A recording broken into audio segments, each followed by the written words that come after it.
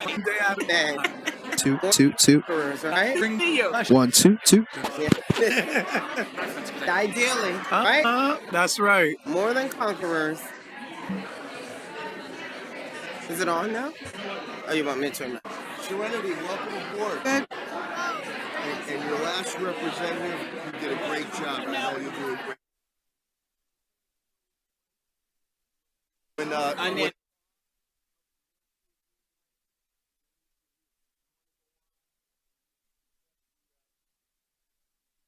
When you press 2, test 1, 2. 1, 2, 2, 2, 2, 2.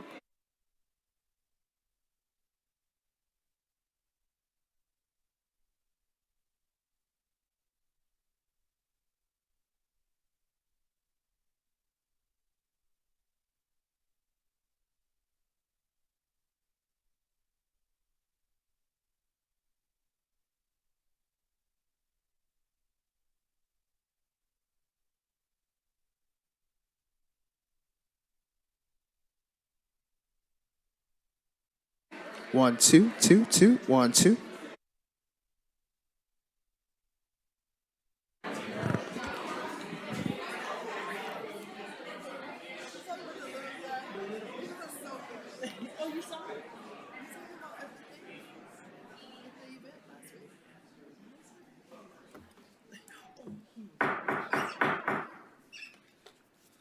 Good evening. We'll call the meeting to order. This is the public speak out, and we're also joined by our new student representative. Put your hands together for Serenity Martinez.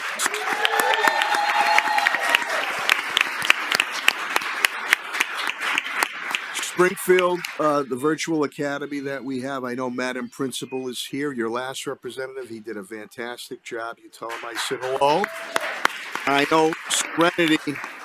I know Serenity will do a great job also on that. So, without further ado, first for the record, School Committeeman Attorney Peter Murphy will be joining us remotely, and School Committeeman Chris Collins sends his regrets. He has some family medical appointments. He's unable to attend tonight's meeting.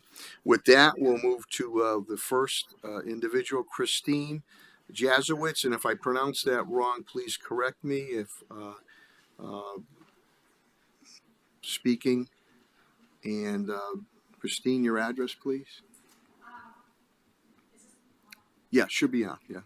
My address is 33 Lakeview Drive in Westfield, Okay. Massachusetts. Thank you.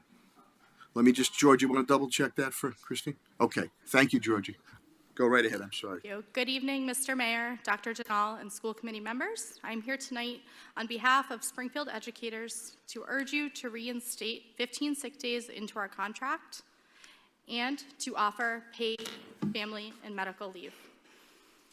I am also a special education teacher at Sumner Avenue. I'm here.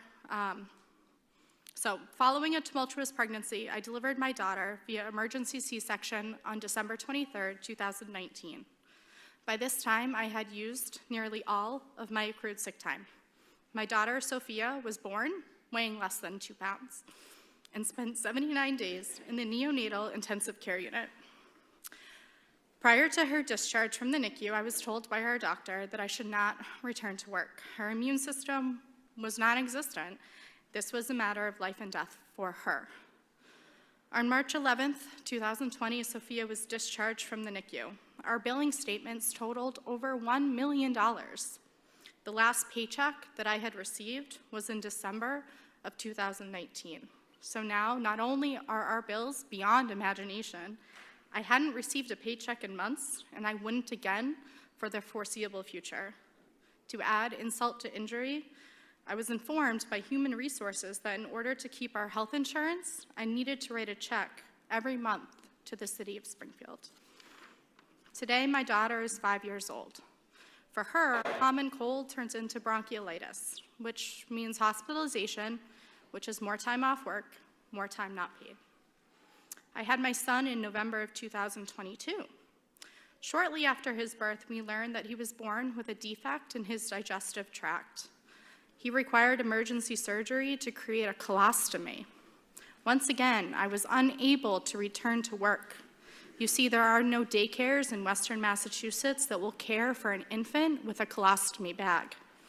Once again, I was left with no sick time, no pay, and having to write a check to the city every month for over $500. My family suffered tremendously during these times.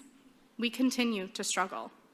Springfield must reinstate 15 sick days and provide paid family medical leave for its educators. Every year, educators in Springfield find themselves going without pay, often at their most vulnerable times. I hope no person ever faces the same circumstances that my family went through, but the reality is that serious health complications arise all the time. No one should ever have to choose between their family and their paycheck. Thank you.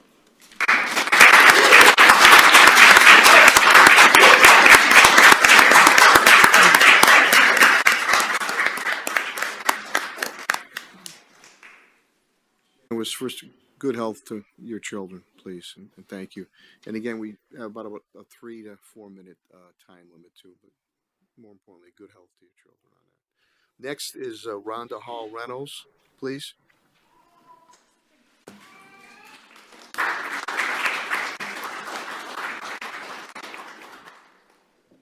And your address, please, Rhonda. My address is 74 Waldorf Street in Springfield, Mass. Thank you very much. Again, like you said, my name is Rhonda Hall Reynolds. I am a special education teacher at Elias Brookings Elementary School.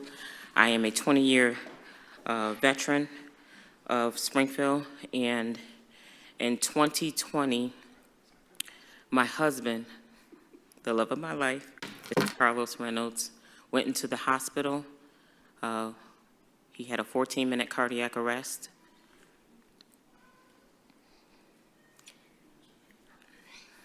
It's okay. Take your time. Take your time. That's all right. Yep, okay, I got it. He had a 14-minute cardiac arrest.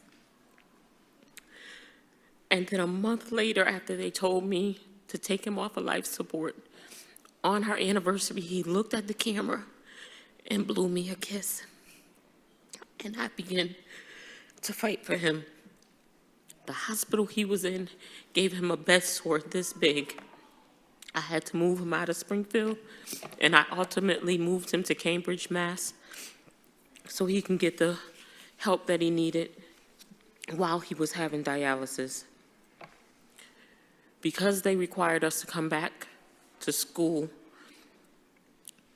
Monday, Wednesdays, and Fridays, I was at his dialysis unit at 7 o'clock in the morning. I stayed with him throughout it because when you have an anoxic brain injury, sometimes things don't go the way they think that it should. After that, he was done. I drove back from Cambridge back to Springfield and taught my class for the last 2 hours. On Tuesdays and Thursdays, I was at my class all day long, and then I left there and went back to Boston. And that was my existence for 3 years. I exhausted all of my sick time and my time from the sick bank. And when I asked about paid family medical leave, I was told, unfortunately, the city and the district is exempt and has opted out. In 2023, my husband gained his wings. If we had paid family medical leave, I would have been able to spend more time with him. In full transparency, I was there for my students. I was there for my husband as much as I could be. We almost lost our home. And I understand that some people don't care about paid family medical leave, but it's important for the people in the city of Springfield to opt in. It's real easy for people to do this and opt out when it doesn't affect them. But you know what? We all are going to get sick. We all are going to get older. It is inevitable.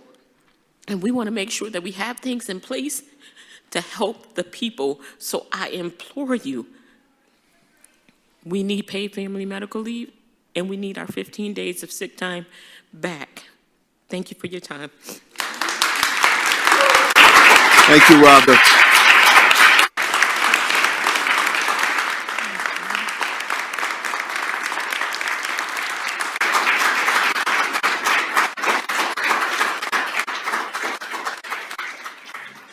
Shani Couture, and if I pronounce the name wrong, please correct me. Your address, please? 159 Main Street, Wilbraham. Thank you. Good evening. I am also here. I'm a resident of Wilbraham, as I just said. I am an MLL teacher at Benjamin Swan School. This is my 24th year teaching in Springfield. I would like to also give my testimony regarding reinstatement of the 15 sick days. My testimony is certainly not unique and represents one of many that have been adversely affected by the current 10-day sick policy. In November of 2021, I was diagnosed with cancer. At that time, I'd been teaching for 20 years in Springfield. In the following months, I received surgery and treatment until March of 2022. Fortunately, I was able to take off 4 months under medical leave because of accrued sick time. I received pay during that time. When I returned to work in March, I had an absolute zero balance of sick time. As a result of a cancer diagnosis, I have a compromised immune system. Since I have returned to work in March of 2022, I have had influenza, COVID 2 times, and every other illness that a teacher gets when working with children all day. The lack of pay from taking time off when I am sick has been financially devastating, as I am still paying off medical bills and have little to no sick time. I am not able to accrue time to carry over to the next year because I'm only given 10 days, and most often this is used. Other sick days have been used for the ongoing treatment that I still go through, meetings with oncologists, specialists, and diagnostic follow-up appointments. I do my best to schedule these before and after school, or even during the summer, but most appointments cannot be scheduled during these times and are on a strict 6-month timeline. I usually end up taking the full sick day. As a result of this, I have lost on average 5 to 7 days a year of pay for the last 3 years due to these illnesses. If I had been accruing 15 days over the past 12 years, I would not have lost that pay. In fact, I have lost about 60 days that could have been accrued over that time. In addition to that, I am unable to qualify, and/or in the least, it is very difficult to find a short-term disability plan due to a qualifying pre-existing condition, which further points out the need for the state plan. I have learned that one should never take their health for granted, but more importantly, no one should ever be put in the position that they must bargain their health for the sake of a paycheck. Tonight, you have heard 3 examples of how educators have suffered because of loss of pay. There are many other instances across the district of these hardships. In fact, over 90% of educators have shared that a reinstatement of 15 sick days and paid family and medical leave is a priority in our new CBA. Implementing these into our contract will not only help retain current teachers, but it will certainly attract new teachers to join Springfield Public Schools. Thank you for your time and consideration.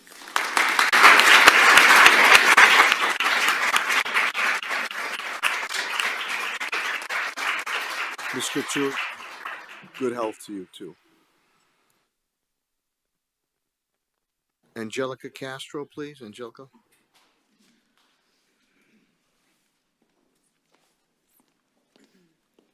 Hi, Angelica, your address, please. Yep. 1772 Dwight Street. Good to see you, Angelica. Thank you. Thank you. All right. Good evening. Good evening. My name is Angelica Castro, and I am the proud mother of one daughter who has graduated from Springfield Public Schools.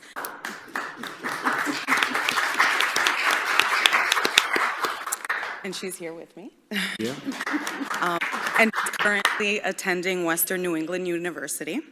And my youngest is currently a student in Springfield Public Schools. First, I'd like to thank you all for your service and commitment to our children. Bullying and intimidation is still a major problem in Springfield Public Schools and totally unacceptable. Collectively, we must all do more, and as our elected officials, I am asking for you to become more aware and more involved in ending bullying. Policy and programs are only effective if they are enforced, and if those put in charge are aware, active, and enforce those policies. There are many students who are either afraid or discouraged to come to school, who are being picked on for a variety of reasons with little or no consequences to those individuals who are doing the intimidation. There must be consequences, and they must be enforced to ensure that our children are protected. I now ask, what consequences do you have in place? Are these policies being enforced? Are parents being notified and involved? Why are unruly students able to return to a classroom and continue to disrupt those there to learn?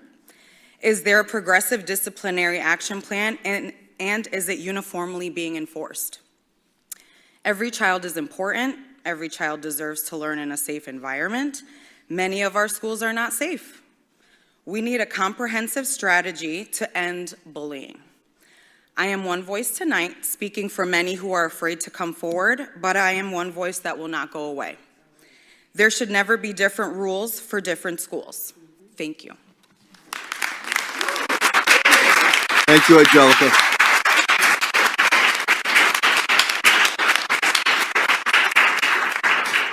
Good to see your daughters too. Thank you, Angelica. We'll now have the final speaker is Chelsea Lester and Randolph Lester III. Come on down. Oh, the remote. Okay. Good evening. Good evening. My name is Chelsea Lester, and my address is 1570 Plumtree Road, Springfield. Thank you. I'd like to begin by thanking you for the opportunity to speak with you today.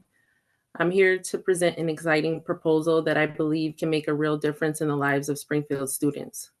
We are proposing a partnership between Springfield Public Schools and the NFL Flag After School program, managed by Western Mass Youth Flag Football.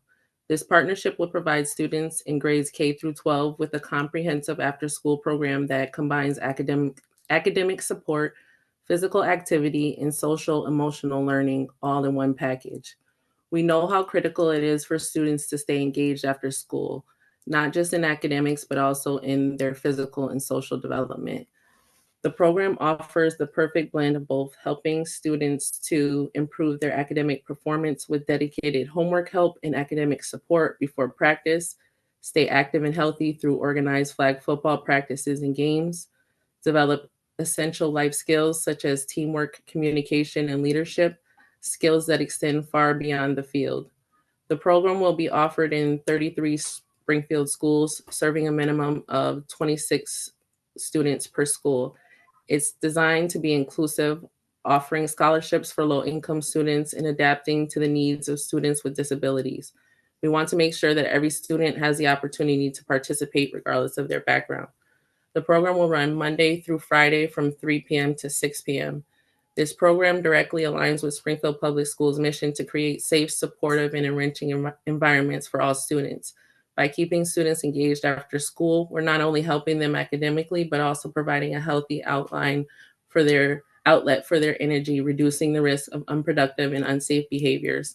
The program is designed to be sustainable through a combination of student fees, grants, and sponsorships. Scholarships will be available for those who need them, ensuring that financial constraints do not prevent any student from participating. Additionally, the program will provide a valuable surplus that can be reinvested to expand the services offered, ensuring it grows to meet the needs of even more students over time. This is more than just an after-school activity. It's a long-term investment in the future of Springfield students. By providing opportunities for academic growth, physical fitness, and personal development, we are setting students up for success in school and in life. I truly believe this program will create a positive impact in Springfield, helping students develop not just as athletes, but as well-rounded individuals. I'm very excited about the potential for this partnership and more than happy to answer any questions or discuss this further. Thank you for your time and consideration, and I look forward to working with you to make this vision a reality for Springfield students. Thank you, Ms. Lester.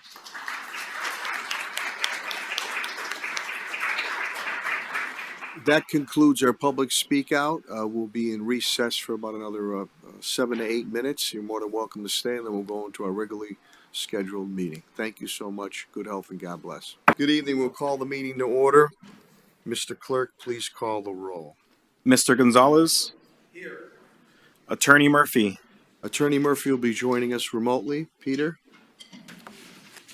I believe he's on.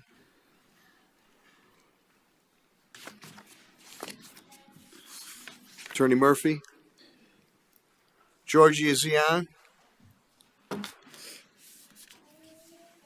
He's on? Okay. No, Attorney Murphy? Just call. All right, we'll move on. Go ahead. Mr. Collins? Mr. Collins again sends his regrets, family medical situation, so he sends his regrets. Absent. Ms. Gresham? Present. Ms. Hurst? Present. Ms. Monroe-Naylor? Present. Mayor Sarno? President, if we could all please rise for a moment of silence and the Pledge of Allegiance.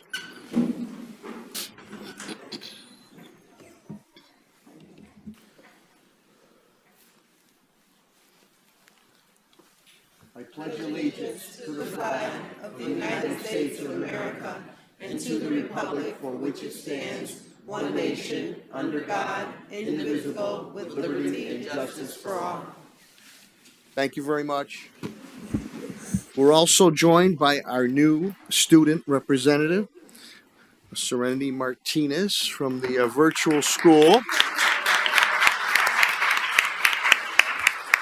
Madam Principal is also here, and your last representative, he did a great job, and I know you'll do a fantastic job too. So welcome.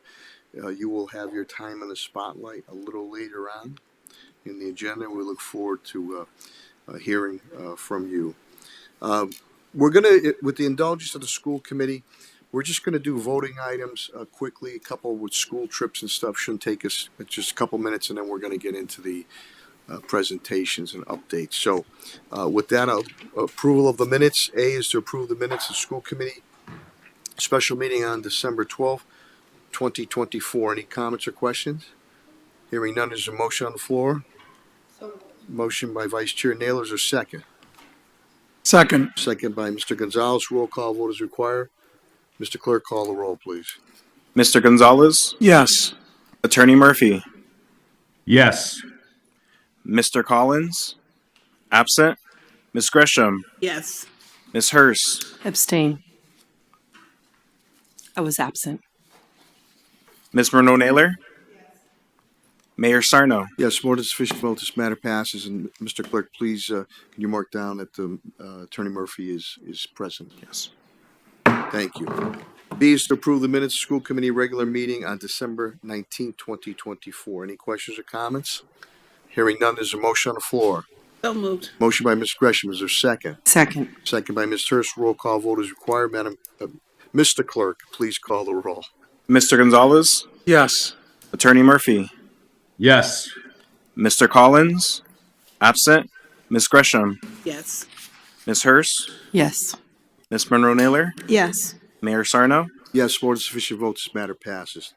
Thank you very much. We're just going to go to a couple more voting items in section 4. A is to approve the high school science technology overnight field trip request Skills USA State Leadership and Skills Conference in Marlborough, Massachusetts, departing on May 1st, 2025, and returning on May 3rd, 2025. We do the trips many a times. I'll turn it over to Superintendent Dr. Deneau. Thank you so much, Mr. Mayor. Good evening, everyone. Thanks so much for joining us. We're looking forward to having our scholars at the High School of Science and Technology participate in the Skills USA State Leadership and Conference. We know that they have been working hard all year to ensure that they are ready to compete on the state level. And we know that Principal Lalim has been working diligently with his teachers to ensure that our students show up and are well prepared to take on the other schools that will be attending as well. I believe that there is a representative from SciTech here who can answer any questions that you all may have at this time. Mr. Chairman, Yes, Mr. Gonzalez. I'd like to make a motion that we approve this field trip. for the, Motion by Mr. Gonzalez, seconded by Ms. Hurst. You're off the hook. See, on that. Thank you. Huh? So motion has been made by Mr. Gonzalez, has been seconded by Ms. Hurst. Mr. Clerk, please call the roll. Mr. Gonzalez, yes. Attorney Murphy, Yes. Mr. Collins, absent. Ms. Gresham, Yes. Ms. Hurst, Yes. Ms. Monroe-Naylor, Mayor Sarno, Yes, more than sufficient votes, matter passed. Thank you very much. B is to approve Zanetti Elementary School's overnight field trip to Redgate Farm. We do this many a times too. Asheville, Massachusetts, departing June 4th, 2025, returning June 6th, 2025. Madam Superintendent? Thank you, Mr. Mayor. I know that science and math are all around us, and Tara Clark has a vision to ensure that our students learn about the science and the math on this field trip to Redgate Farm in Ashfield, Mass. There will be a strong science component relating ecosystems and the life cycle of plants and animals, as well as a math component ensuring measurement, operations with whole numbers, fractions, etc. So we love the fact that students are getting an opportunity to integrate what they learn into the in the classroom in the real world, and they'll never look at a farm the same way again. Uh, there's a representative here from Zanetti to answer any questions that you all may have. Mr. Chairman, Mr. Gonzalez. I'll make a You're motion. off the hook, 500 Club principal. Okay, I see you back over there. You're in the bleachers. I'll make a motion to approve the Zanetti Elementary School overnight field trip.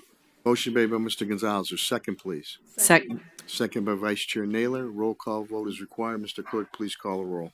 Mr. Gonzalez, Yes. Attorney Murphy, Yes. Mr. Collins, absent. Ms. Gresham, Yes. Ms. Hurst, Yes. Ms. Monroe-Naylor, Yes. Mayor Sarno. Yes, more than sufficient votes, matter passes. Thank you very much. The last voting item is C, to approve the FY26 budget calendar. Superintendent Denal and then Vice Chair Naylor, please. Thank you, Mr. Mayor. I will definitely say once again, Springfield Public Schools has an award-winning budgeting department. Under the leadership of Chief Pat Roach, we are always very fiscally responsible, ensuring that the vast majority of the funds are most definitely in the schools with our students, ensuring that they are receiving the best possible education. I know that Vice Chair Monroe-Naylor may have additional information, as this was her subcommittee as well. Vice Chair Naylor, please. Thank you so much. So this matter did pass unanimously through the Budget and Finance Subcommittee. As we always enter into budget season with a calendar, it very much mirrors what we have had over the years. And so really it just gives a timeline as to when we will be meeting, when the subcommittee will gather, as well as when our hearings are and when the budget will be available for folks to look at.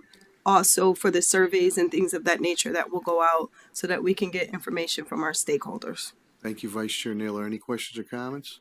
Hearing none, there's a motion on the floor. Motion by Ms. Gresham. Is there a second? Second. Second by Ms. Hurst. Roll call vote is required, Madam. Mr. Clerk, I'm so used to Terry. Mr. Clerk, Trini, I apologize. Please call the roll. Mr. Gonzalez, Yes.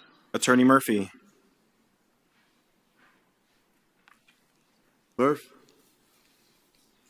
Yes. Thank you. Mr. Collins, absent. Ms. Gresham, Yes. Ms. Hurst, Yes.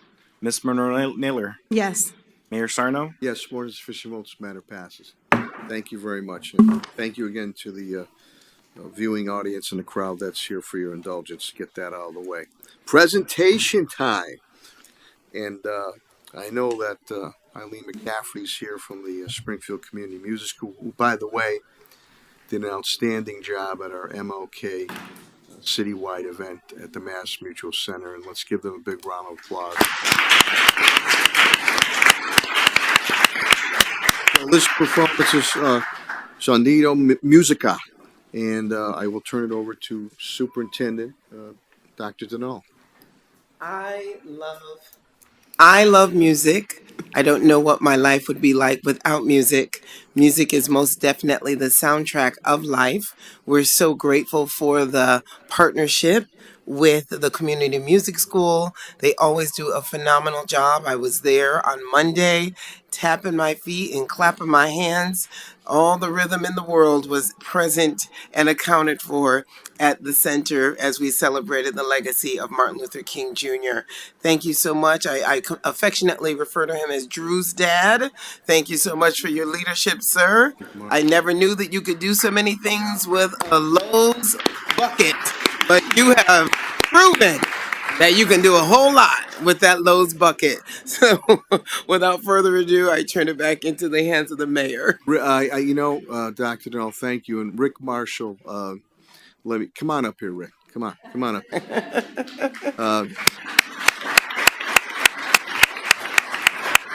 Just a side note before I bring up Eileen. In my old days as executive director of the old South End Community Center, we started a drum thing. I used to get the empty sheetrock things from Cakeley's, Joe Cakeley, and we'd clean them out, and Joe Falsetti would give me the sticks or a minimal price. The kids would start, and they really liked it. This young man here, gentleman Rick Marshall, has really taken this to the next level. It's just universal across what you've done. Young people did such a tremendous job, and even Governor Healy Moore was, really impressed what you do. And so I didn't want to embarrass you. Well, yeah, I wanted to single you out. Thank you for that. Young man, I like that. You like that, but you just tremendous, and we look forward to the presentation. Eileen, if you want to come up also, Rick, and then we'll get the young people to play the violin and do the drywall, buckets, the whole 9 yards. Thank you, Rick, again. He really has taken it. I'm going to move over here while you. Wonderful. Actually, Karen. You're not expecting me to play that violin, are you? Good. Well, hello, and thank you to Mayor Eileen. to Superintendent Denal, the school committee, and really for this beautiful invitation tonight. We're going to take the next few minutes to have a demonstration, and then we're going to get you all involved. So it's going to be so much fun. We're so excited.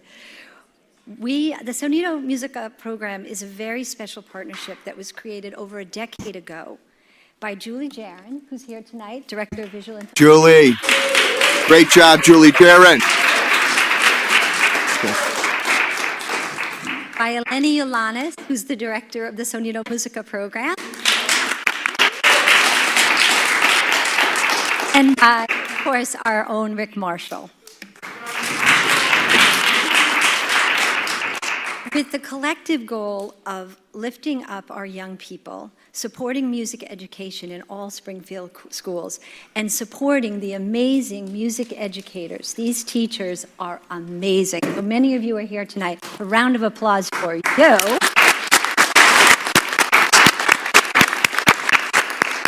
So, provide just a quick bit of context before we let these beautiful young people begin. The program Sonido Musica began a decade ago in 3 SPS schools.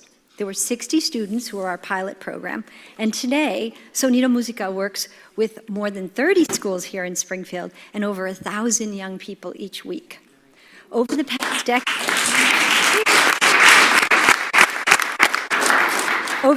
decade, Sonido has become a model across the country for a deeply committed partnership that has transformative work, and we have done that together. We, together, this Sonido program, which is a partnership with the Springfield Public Schools, has been supported by the National Endowment for the Arts, the Massachusetts Cultural Council, has won the Yale Distinguished Music Educator Award, and I could go on, but I think we all know that the impact of this program is a national model. The district is regularly cited in creative youth development programs across the country as a model partnership in school districts, bringing together schools and nonprofits to work together.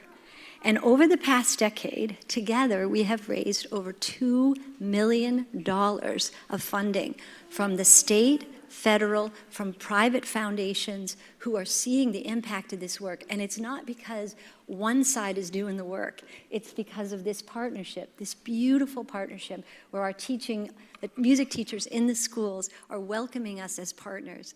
and that transformative work is happening. The power of the arts was on full display on Monday when we were together with thousands of people, and these brave young folks thought that standing up and performing was a way for them to share their gifts and that the community was supporting them.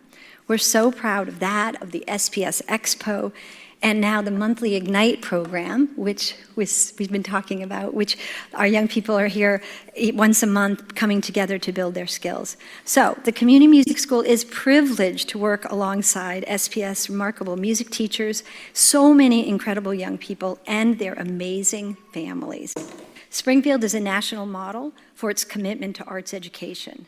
Thank you, school committee, each and every one of you, for your leadership and for prioritizing the essential role that the arts and arts education plays in educating the whole child, building a beloved community, and bringing us joy. So, without further... Eileen, I just want to thank you because you've taken it and your team to the next level to really, not saying it was before, but really refocusing on urban centers such as Springfield and our Springfield students.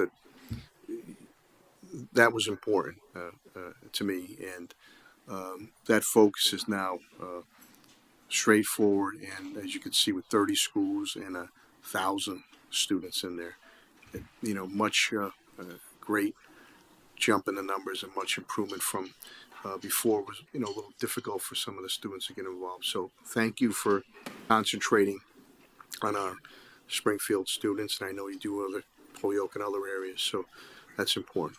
With that, I will shut up because we want to listen to the You're about music. to hear something wonderful. All right, Lenny, take it away. Turn that way. Student leader. This song really well, Jordan. What you do? Emma, would you be your student leader? Yes. Could you stand right here and face your classmates? I'll do it with you. Come on. Okay, you're going to face this way.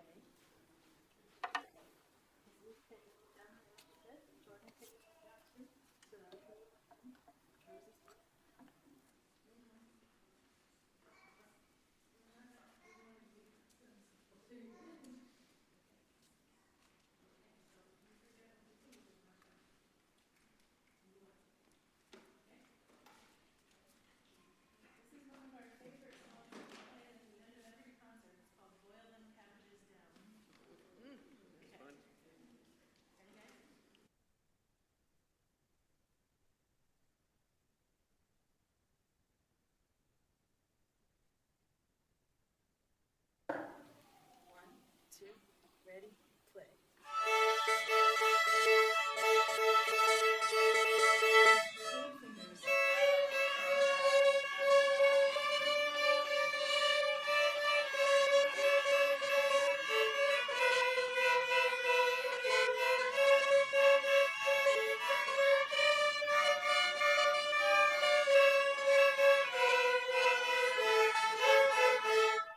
Faster, ready, play.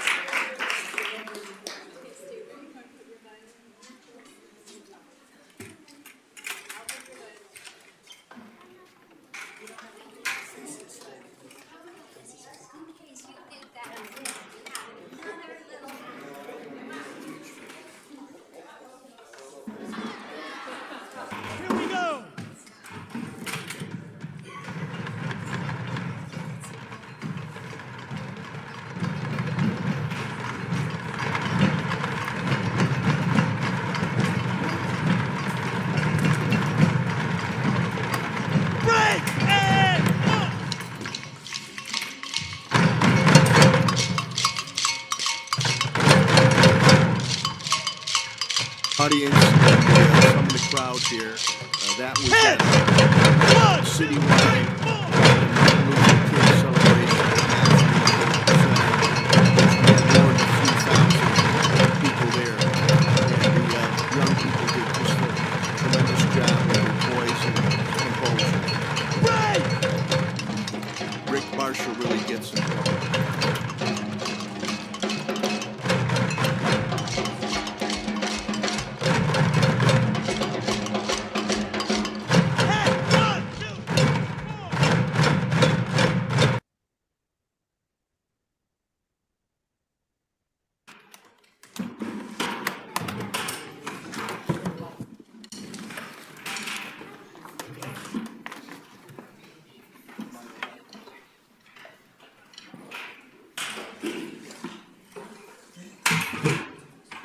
These guys are double threats, violins and drums.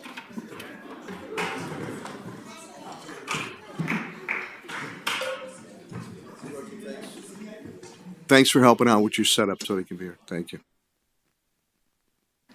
Focus Springfield, always in the house.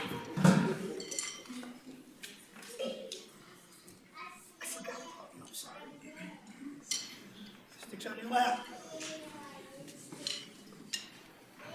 You ready? Let's see if we're ready. Drummers, ready position! 1, 2. They didn't hear you in the back. Drummers, ready position! 1, 2. Okay. Get ready, y'all. Here we go.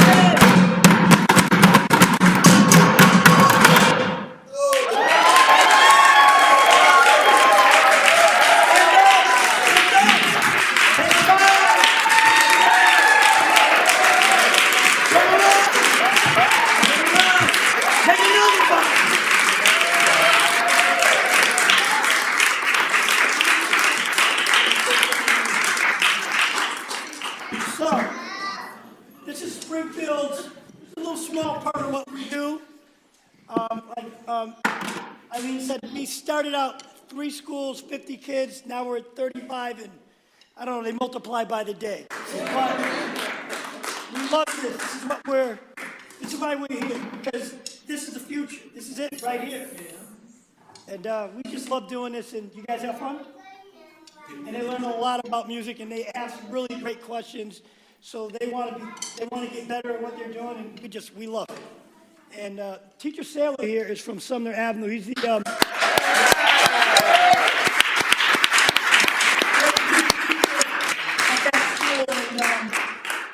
man, what a great teacher.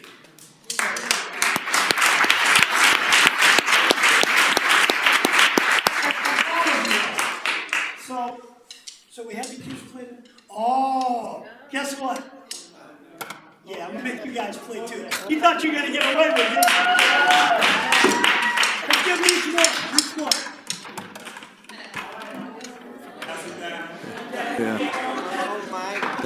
Ricky Marshall's in the house. Mr.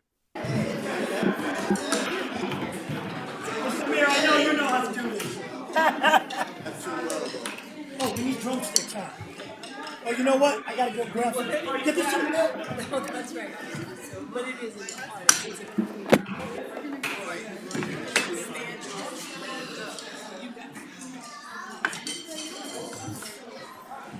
I know we're supposed to be serious at this meeting. Suspend all of that. We're about to have a house party.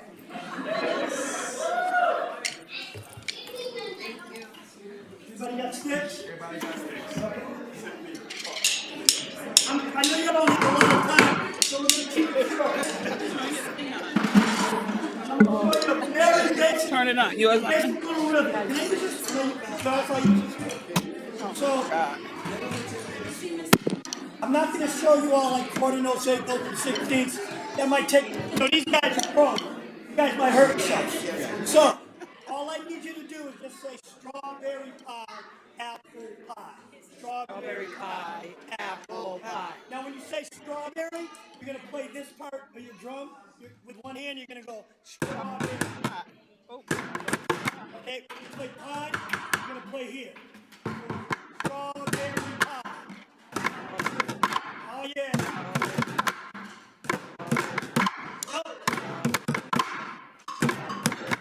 Yep. Yep. And you guys are going to clap whenever we say pie. I want you guys to clap. I want you to strawberry pie. Apple. Yeah. Come on. 1, 2. 1, 2. Strawberry pie. Yep.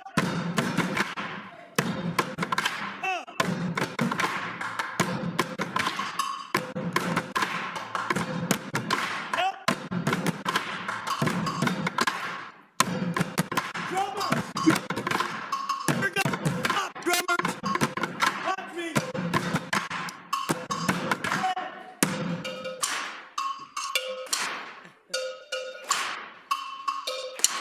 One, two, one, two, strawberry pie.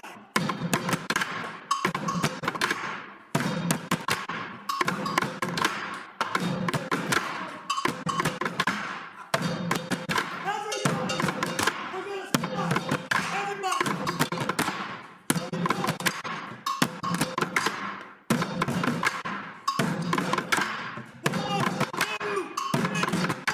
Stop. Now I'm gonna say 1, 2, 3, go crazy. I want you guys to play as fast as you can. Watch me. When I go like this, play loud. When I go like this, still play fast, just slow. I mean, just quiet. When I go 1, 2, 3, 4, stop. We're gonna hit. All right, big finish. Don't mess this up. Okay. Hello, hello, hello. My reputation's on the line. All right, here we go. 1, 2, 3, go crazy.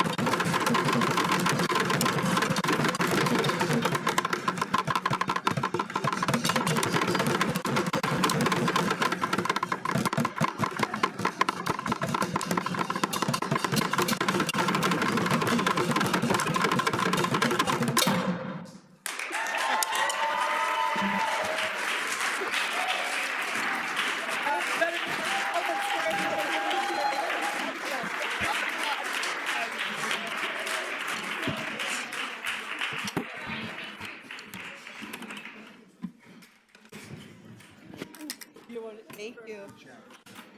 It was a really good job. That was fun. Yes, it was. How are you? Nice to meet you. Absolutely. Yay! So that was fun.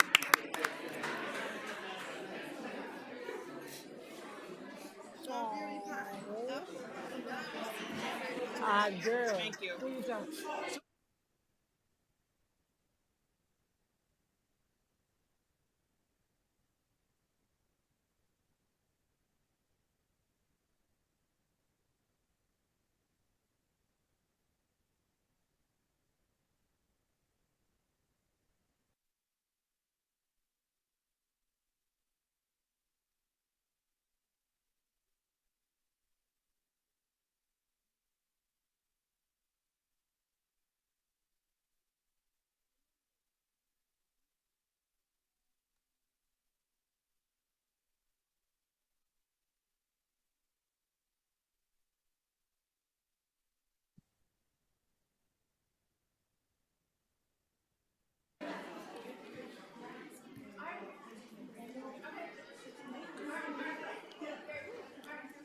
Well, we might as well end on a high note. That concludes our meeting for the evening. I'm just kidding. That was fantastic. All right, we're now moved to B is the presentation of homegrown Springfield presenter, Executive Director Xavier Victor, supported by Senior Manager of Operations Communications Lydia Rodriguez and Manager of Safety Projects Kristen Smith. Madam Superintendent, please. Oh, I'm on. Am I on? Is it on? Do I need to repeat myself or no? I think they heard enough of me. Okay, all right, let's, just in case, this is B, presentation of homegrown Springfield presenter, Executive Director Xavier Victor, supported by Senior Manager Operations and Communications Lydia Rodriguez, and Manager of Safety and Projects Kristen Smith. I'll turn it over to Madam Superintendent, please. Thank you, Mr. Mayor. We so appreciate the partnership of Homegrown Springfield. We know that they have been here in the district for many years, providing healthy meals for our students. Without further ado, I turn it over to the Executive Director, Xavier Victor, and his team. Thank you, Madam Superintendent. Thank you.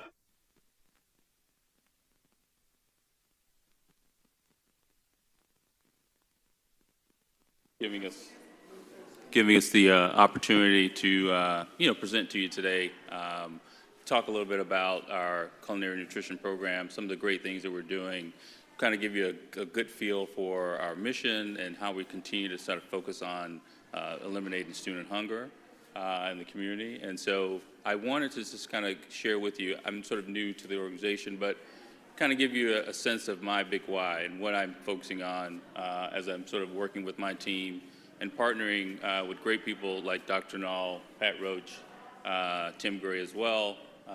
And so if you see on this board, there's a little story behind it. And so this is sort of things that mean, very important to myself. My mother and both parents were educators. My mother was a principal of a Blue Ribbon School, Alice Coachman. It's named after, a famous Olympian in Albany, Georgia. And so I think about what's important as I sort of work with my team and continue to focus on the community of Springfield. And so in this picture, you'll see, key leaders that sort of shape my experience, my best friends and family that are important to me, my parents, the University of Notre Dame, which is dear and near to my heart, but really about just me being part of this great community of Springfield. And so hopefully that I can sort of bring, my experiences and working with my team to focus on the students of Springfield, continue to focus on eliminating student hunger, and continue to think about the next 5 to 7 years of where we want to continue to focus and thrive here in your community. So just wanted to kind of share a little bit about that. Today we'll kind of get into the mission and goals again of why we exist. And so we also wanted to share a little bit some feedback from your community. So we have a eliminating hunger video that we wanted to share with everyone here today. We'll kind of go through a year in review, some of the things that we've been focusing on and some of the accomplishments and progress, and then kind of looking into the future and what are we thinking about, how do we continue to partner with your community. And so if I think about the mission, that's really the key focus for us. It's really about eliminating student hunger, making those connections. Everything that you see here, and hopefully you'll see, is that it's student inspired. It's really about the community. How do we continue to increase that quality awareness and focus on sustainability to make sure that we're touching, and connecting with each of the students. And so everything that we do, all of our teams here, we have some, really great leaders that are focusing on those three goals: improving food quality, thinking about each of those members of your staff and educating them, educating the students, educating the community, and then really giving them additional learning opportunities so that we're kind of creating the right goals for the future for your students as they become, young adults in your community. So we'll start with a Springfield video, and hopefully you can kind of get a sense for some of the great things we're doing over at the Children's Nutrition Center.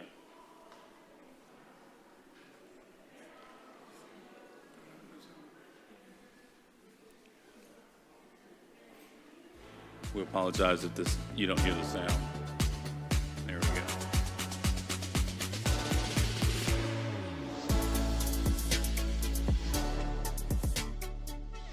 The Homegrown has been an amazing partner for us. They've helped us with our events. They come out and do nutrition talks with our students. We really loved when we did the taste tests here, and students are now eating things that I never had access to as a kid. You know, we have kids who are actually saying, I loved asparagus. And, you know, you're like, oh, you did? But so it's really opening up a lot for kids. And just the collaboration has been so powerful for the school because we know we're supported and we have a partner in Homegrown Springfield. So we did the student ambassador program here at Bullen. Students really felt empowered because their voices were heard. They talked about what they liked about the nutrition program from Homegrown Springfield. They talked about things that they would like change, some offerings that they would like to see, and it was so amazing to actually see that come to fruition and see that their feedback was implemented. You know, and we called attention to it. This is a meal that you were asking for, and here it is.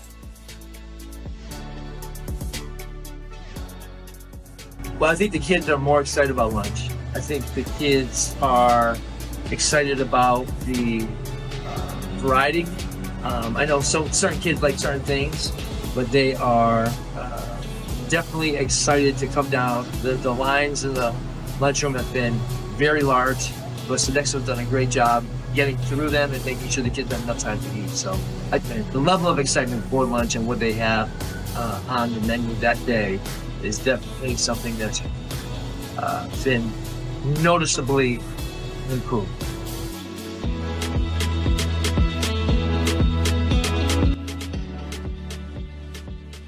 Yeah, so for us at Renaissance, Homegrown Springfield is not just the company that provides us with daily meals.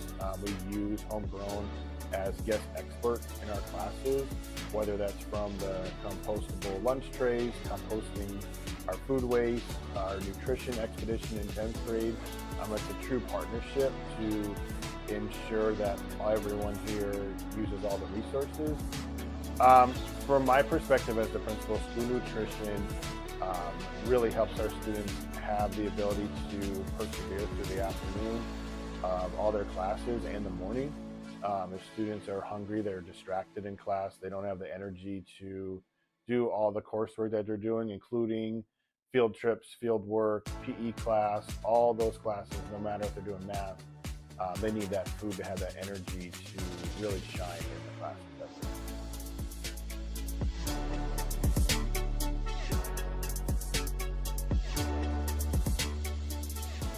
Well, one of our school goals this year is actually specifically around belonging, and it's something that our ACE team, which is our school counselors, our admin, focus on a lot. I think that, you know, you think about what dining and food means, and it's how we experience culture. Culture, right, is this idea of taking something, the raw ingredients, and making them into something together, right, or making it into something bigger, and that's exactly what a meal is. I see our school culture in our cafeteria. They know that some kids are allergic to some certain things, so like fish and wheat.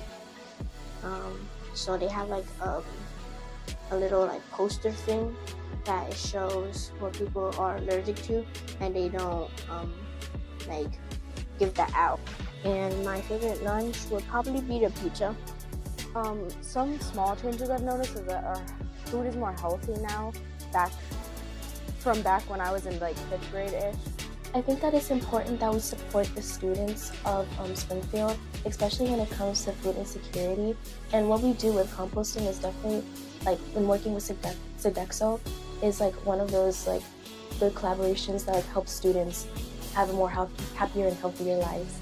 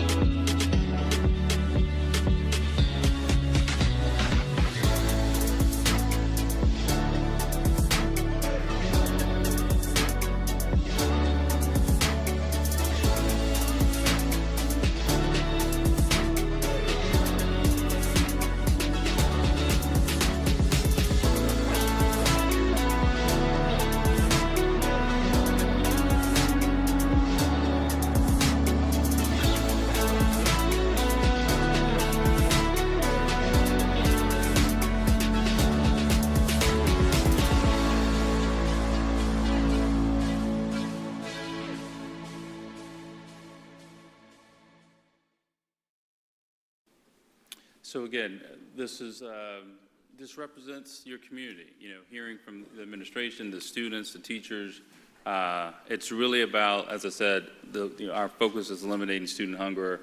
How do we continue to, partner together on that mission? And so, again, when I think about the year in review, one of our first goals is just to continue to inspire and improve that student experience, making sure that they understand the level of food quality served at the schools.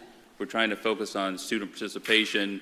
Hopefully you'll be able to see, where we continue to improve and raise that, increasing those meals. Every meal that it counts, from a breakfast to lunch to dinner programs, that's our goal. We're trying to get students engaged, getting them ideas, getting their ideas for new menu items. And so they were able to, help us identify 12 new menu items for last year. We've increased the number of meals that are being served to students. And again, that helps us focus on that one student at a time from a student hunger perspective. So moving from 74 to 80%, we're making some great improvements, and we can continue to do that even this year. And really, the ultimate goal is to have every student, understand the importance of it, for every meal. Breakfast, starting their day out. I have a 10-year-old, and I understand it. Trying to get her to focus on, breakfast to get her day started. It's the same thing. You got to get off to a great start. So, and we're going to be focusing on student learning opportunities. We implemented new sustainability initiatives that we'll talk about, and trying to increase the engagement and those interactions with students. We think we had a great year where we had a significant number of engagements and talking to your students, face to face, getting out there to your schools. And so we're going to do more of that. So giving you an example of where we're improving food quality served to the students. One Mighty Meal is one of our local vendors. Andrew Stratton here is focusing on sustainability and local sourcing on my team. And so we were able to get students approving, taste testing a new product and sort of serving a better pizza, and had 1,000 students kind of go through this taste testing to improve and work on the development. And that's what we want. Everything is about the students. It comes from them first, that feedback and getting the right product to serve on a daily basis. And so we had some really great success with this one vendor, Mighty Meal. We're going to continue that partnership and relationship with them. The second opportunity here, the Mia Tortillas, it's actually close to home. It's right here in Springfield, next to Central High School. 48,000 local corn tortillas made and served to your students. So these are just two examples of where we're going to continue to build this focus around great local food in the region and supporting the betterment of the food program to your students. And so we're really excited about that. I think moving next to the increasing meal participation, as I said, as we're getting the feedback from the students, they're telling us exactly what they like and what sort of resonates with them.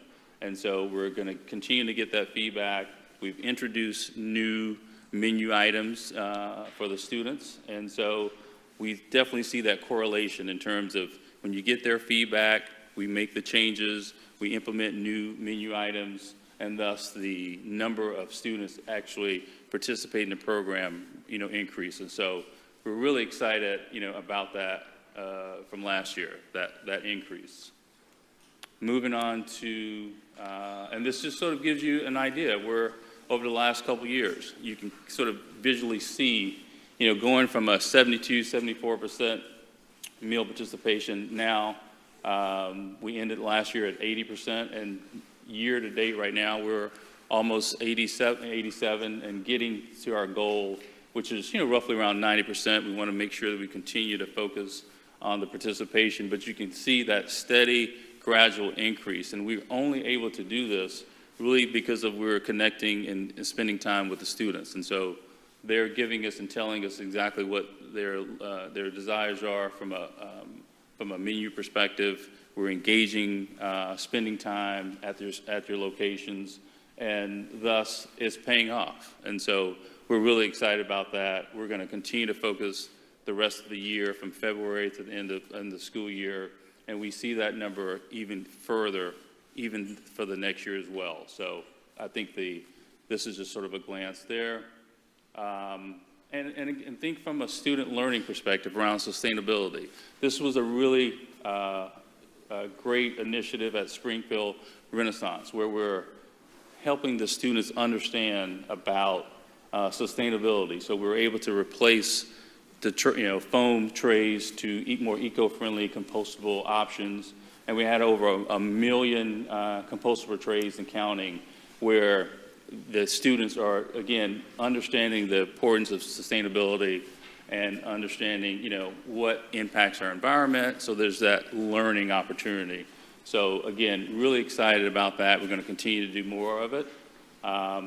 Moving on to other student learnings. If we think about, as I mentioned earlier, those touch points, engaging with your students. We had over 10,000 interactions with your students over the last year. So we're going to continue to make sure that we're out in the schools getting feedback from your students, whether it be focus groups, and continue to focus on the nutritional education, either in your classrooms or just interactive sessions with your students. So more to come.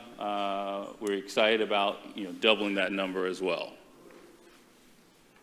So if we think about looking to the future, everything that we focus on, eliminating student hunger, improving food quality, getting more meals to your students, and increasing that learning opportunities, those will always be our sort of 3 core goals as we continue this program. And so we think about, what do we need to do? We want to continue to increase our community support. And so where you find those needs to get more meals out to the community, we're going to do that. We have a great brand called Homegrown, and so everything that we do is around that brand. And so that's from the quality of the food, the scratch, home-cooked meals that we provide. Everything is centered around the Homegrown Springfield brand. So hopefully you'll see more of that from our team moving forward. And then from again, improving the lunch experience. Again, we think about from a safety perspective, we think about that community where kids can come to a safe environment and really experience a great a food program. And we're trying to sort of create that experience and make sure they understand those healthy choices in life. And as we continue to educate, that will sort of take with them throughout their experiences. So creating sort of more than just a lunch, grabbing it and moving on. We want to try to help them, educate them so that they have a really great experience beyond just showing up, in the lunchroom.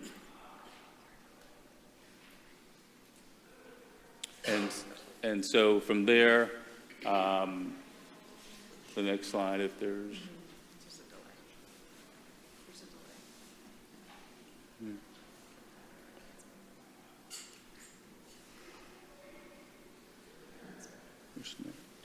Okay. It's not moving on the screen. There's a delay. It's not moving.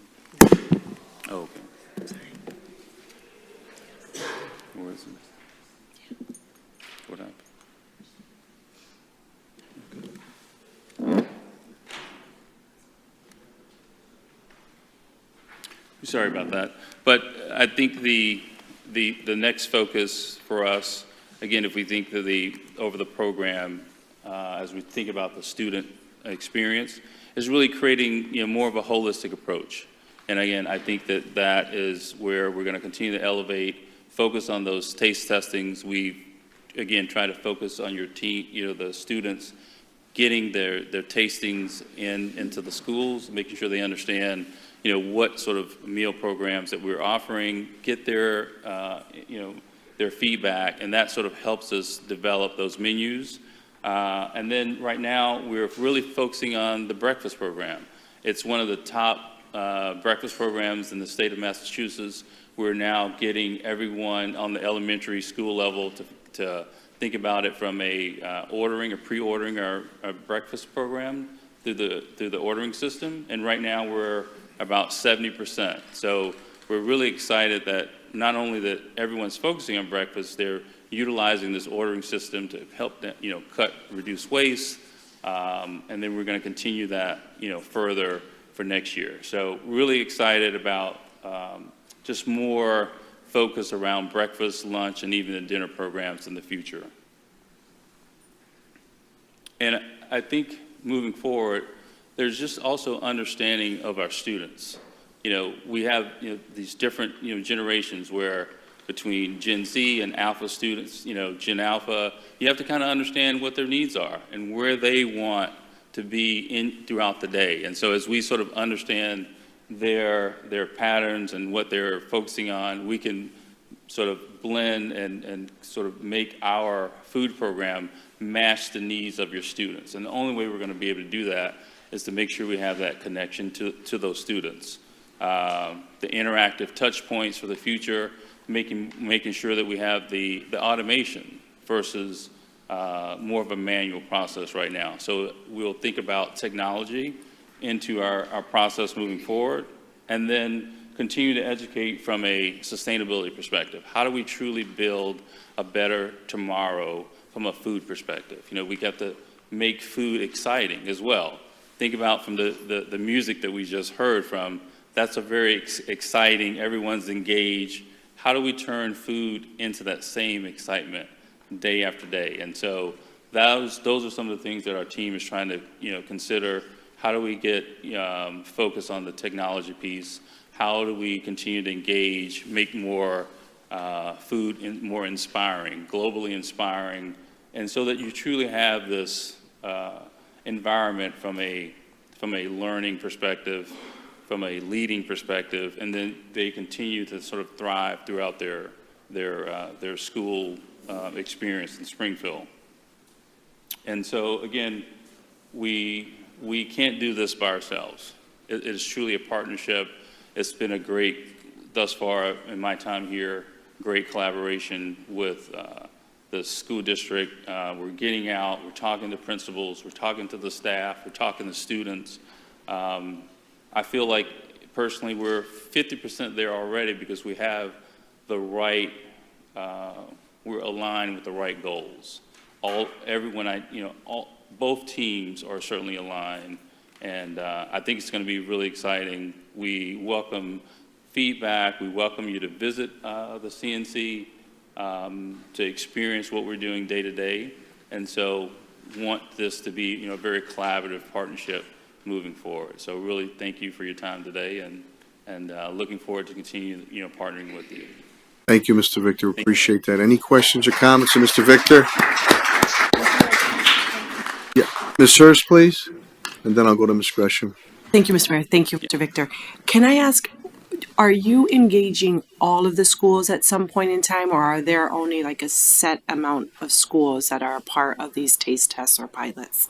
No, we definitely, right now, I think we have, certainly some focus schools that we know that if we continue to, make those relationships stronger in those larger schools, that will continue to, get more students in eating and focus on the program.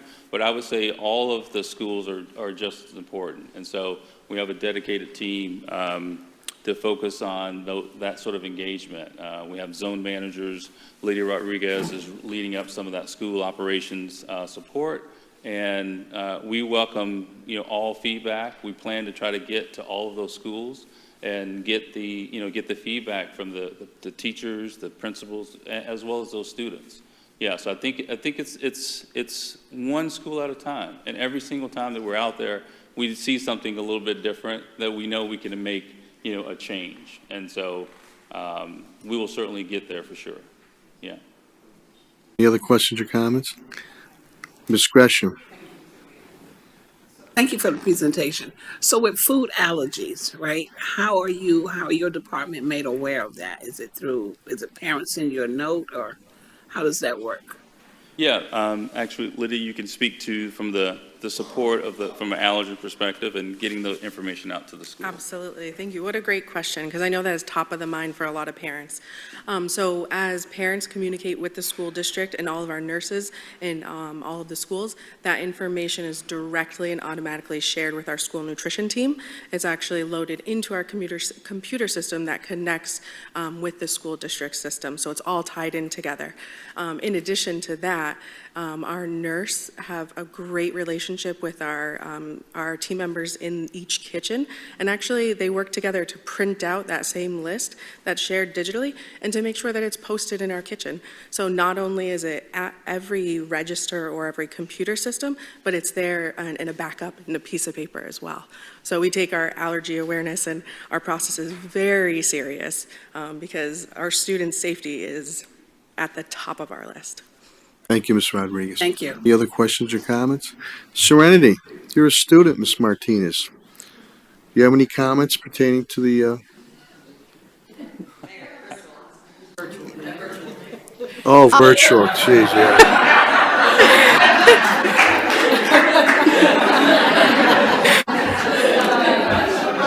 Well, I didn't know if they dropped anything off for you. It's always important to get the student perspective. But I have to say, and it's good to be able to laugh at myself too.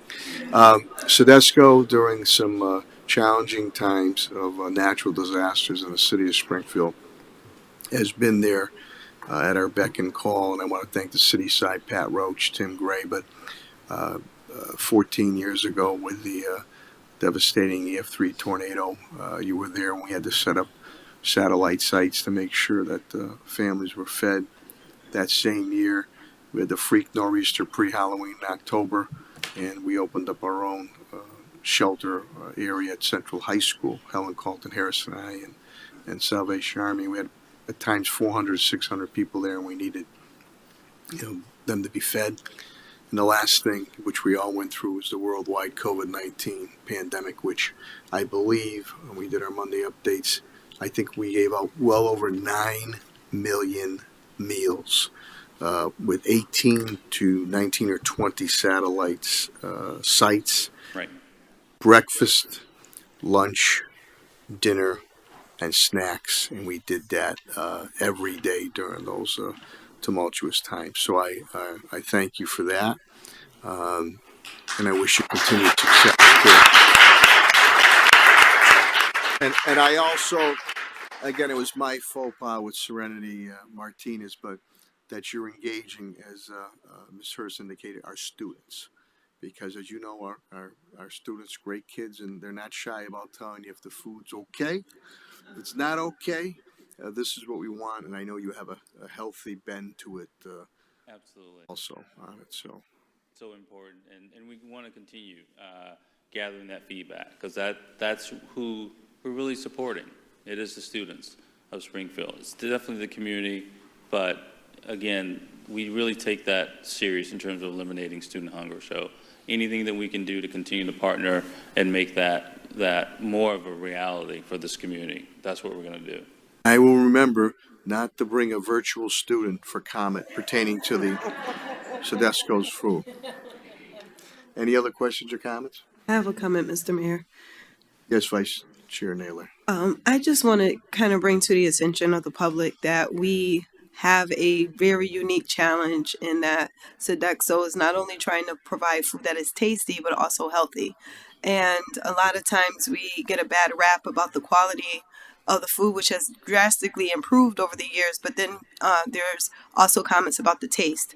And I think that because a lot of our families, unfortunately, and I know it was for me when I was growing up, I didn't eat healthy growing up. It just wasn't something I wanted to do. It wasn't something that I did. I drank soda, ate honey buns, and that was like my meal, right? And I was good, and I kept it moving with chips or whatever I could grab in the process hanging out with my friends. And so I think that as we have been intentional about making sure we provide healthier foods. I really would love it for us to really expand on the education of the healthy foods and why it's important, and really doing more to expand that education, not just for our students, but also with our parents. And I know that I believe that is still happening, but I want to also shed light on the fact that there is an opportunity, or has been, for organizations to engage with Sodexo, to engage with Homegrown. I know that there's been tours of the facilities and things of that nature. And so it's really intentional that it's a village, that we are all working together. We all do better when we eat healthy. My children hated the oat milk, and they hated all the fresh fruits and veggies in the house when we first started doing it years ago. But now they run to the carrots, they run to the oat milk and all of that, and it's not a problem. So once we continue to educate each other on the benefits of it in practice, then that's when we start to see a change. And I think our kids are always the first ones, once they get on board, to advocate and say, this is what we need to do.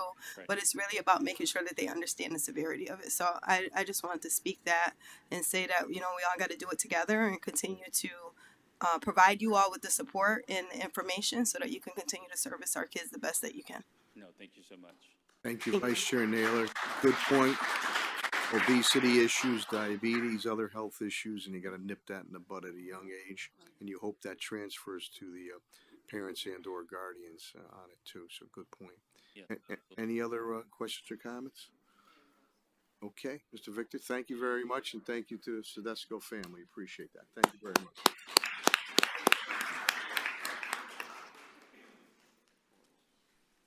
Okay, we'll now move to SEA negotiation update. Serenity, are you giving an update on that? Need I wish. a little levity. Madam Superintendent. Thank you, Mr. Mayor. As you know, negotiations with Unit A began before my arrival, and fortunately, I have a very good team who are sitting at the negotiation table, representing the school committee, and they will come with an update at this time. I believe they are here and ready. So these are members of the team. We have Chief Jose Escribano, Principal Terry Poe, and Chief Patrick Roach, who sit at the negotiation table and can provide an update at this time. Thank you. Good evening, Mayor, School Committee, Superintendent. We're here today to provide an update and to not only keep the school committee informed, but also the public informed about the progress around the contract negotiations. And so again, I think this is a little bit repetitive, but for the public's awareness, these are the members of the negotiating team on behalf of the district that is working with the union on the contract negotiations. And this slide just highlights all the meetings that have already taken place, all the subcommittee meetings that have taken place around the contract negotiations, but as well as all the meetings that we have scheduled moving forward, including subcommittee meetings. And, all of these are productive. We're listening, understanding what the issues are, and the progress that we're making has actually been productive. We're at the table and we're discussing things and kind of moving along forward with the contract negotiations.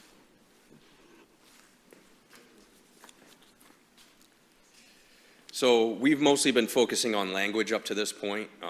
In discussions with the union, they want to focus on the language, but a lot of the proposals that come across the table, they like if you look at the first line here with preschool, class sizes have a cost. If you change class sizes, there's a significant cost to that. One-time expenses, such as having a bathroom in every pre-K classroom, has a significant cost. So, we still have a long way to go till we get to the financial proposals, and we're going to be working through all of them. You can see caseloads. When you change caseloads of staff members, there's a cost to that. And we look forward to sitting down and discussing all of that. As you can see right now, and I'm actually going to go back for a minute because I do want to say this included air conditioning last time that was an additional $128 million. And we were able to work through that. We showed them our plan to get air conditioning in the schools. And so we were able to get that off of the table, and it reduced the cost of what's been going on so far.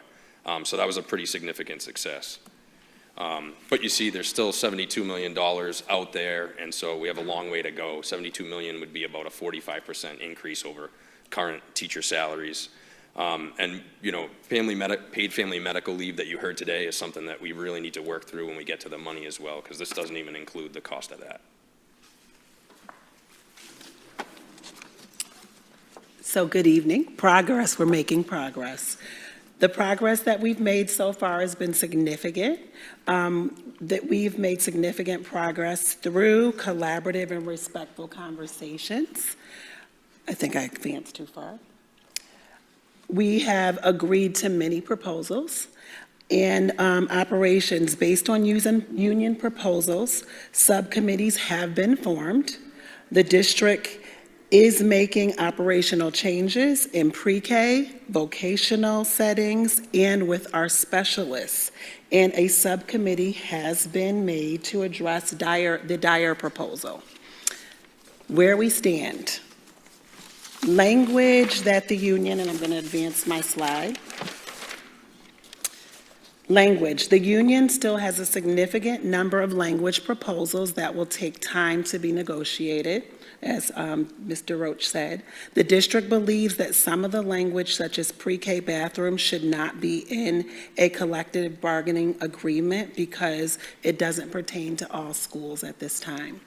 Salaries. On October the 2nd, the district made an initial offer, which is on the screen, with the intent to go higher when the SEA retracts some of the other costly proposals.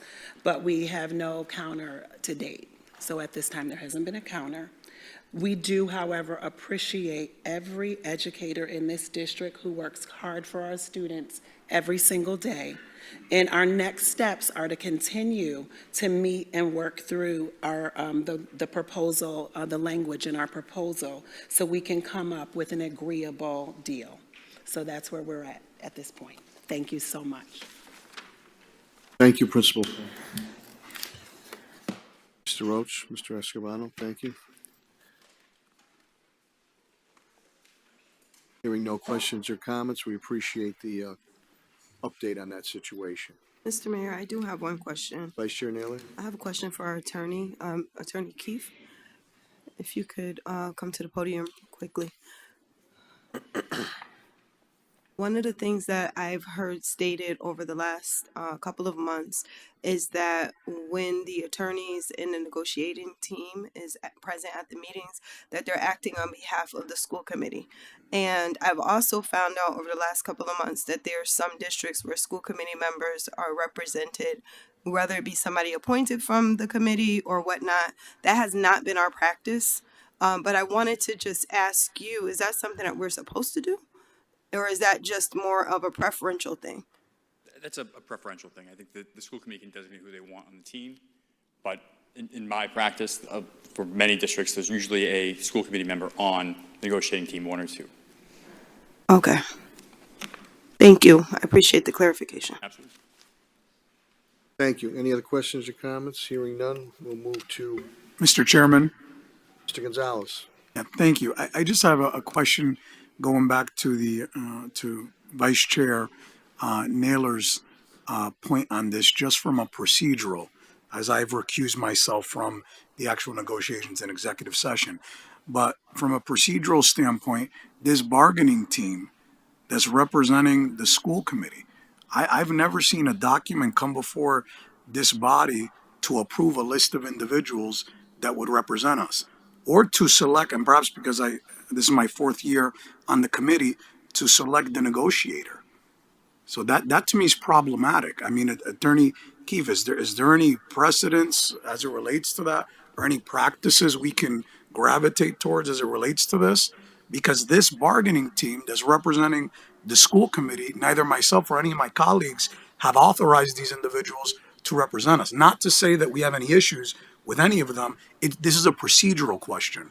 Well, I'd have to look at the policies, but I would say probably the first step would be look at the school committee policies if there's a policy on creating a negotiating team. If there's not, we can always work on creating one. But I would think the first look would be going through that big policy manual.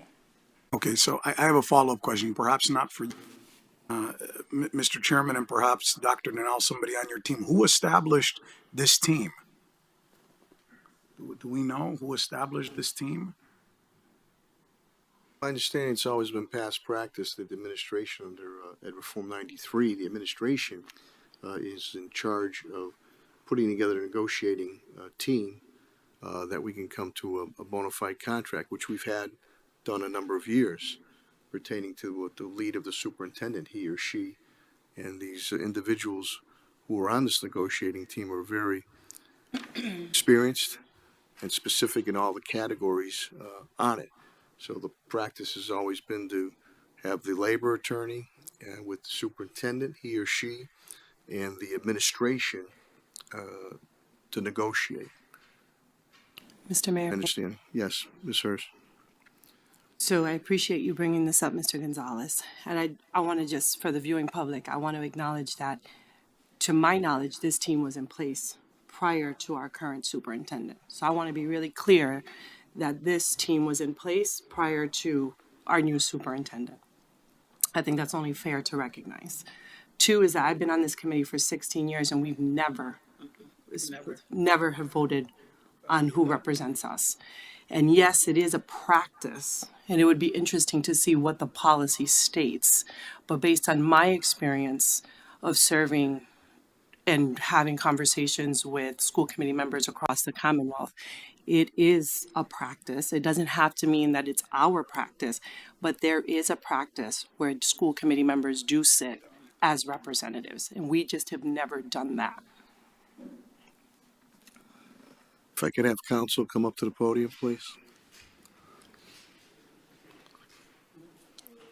Can you clarify under the Ed Reform of 1993, again, the operation of the school department, day-to-day activities, is under the domain of the superintendent. Am I correct, he or she? Correct. Okay, thank you very much. Any other questions or comments?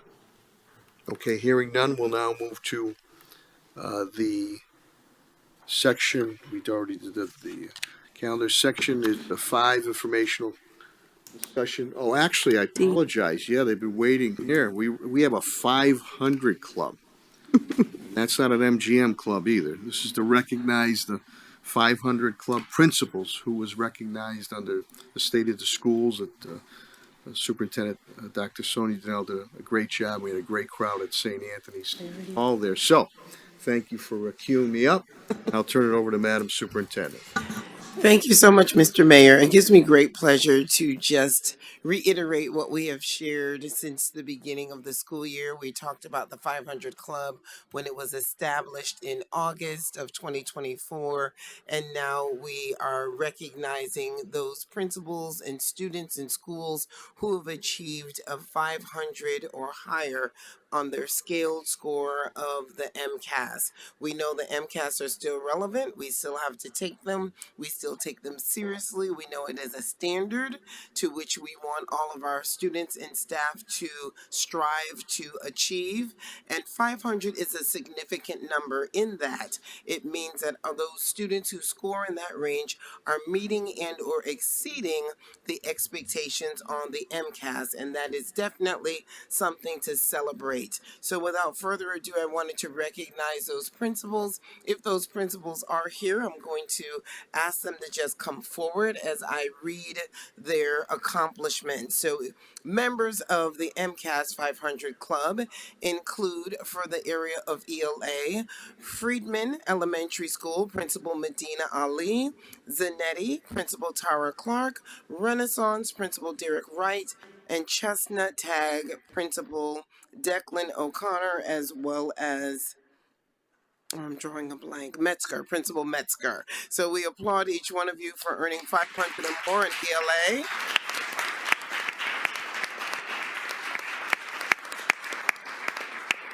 In the content area of math, we have those who are in the 500 Club. For grades 3 and 4, Warner, Principal Robin Sanchez. Math, grade 4, Principal Kara Harris of Harris Elementary. Grade 4, White Street, Principal Kant. And grade 4, again, Zanetti, grade 4 and grade 6 with the 500 Club, and Zanetti, Principal Tara Clark, and Chestnut Tag with math grade 8. You would see so many of these schools have achieved a 500 or higher in multiple content areas. We applaud our math scholars as they are inducted in the 500 Club math.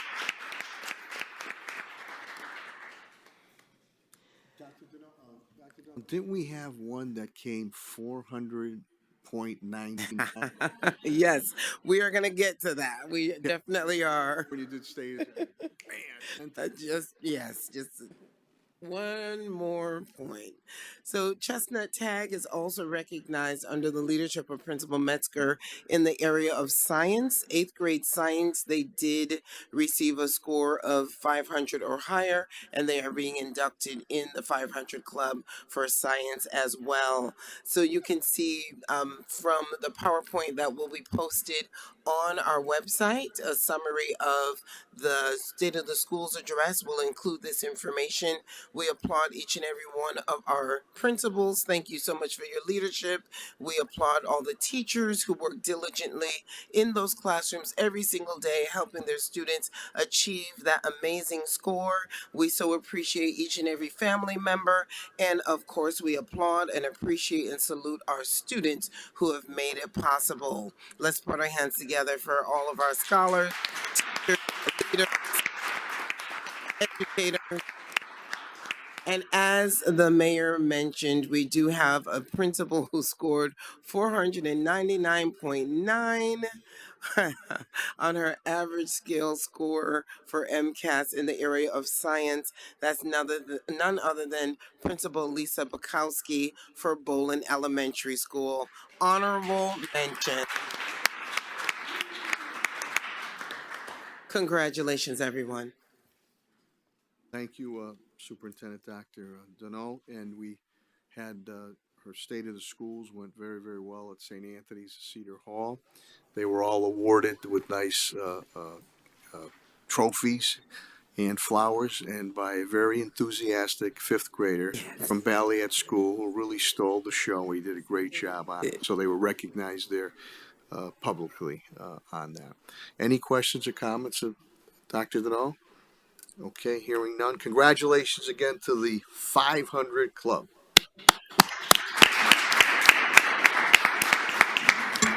Moving on, we'll now go to Section 4, informational discussion items.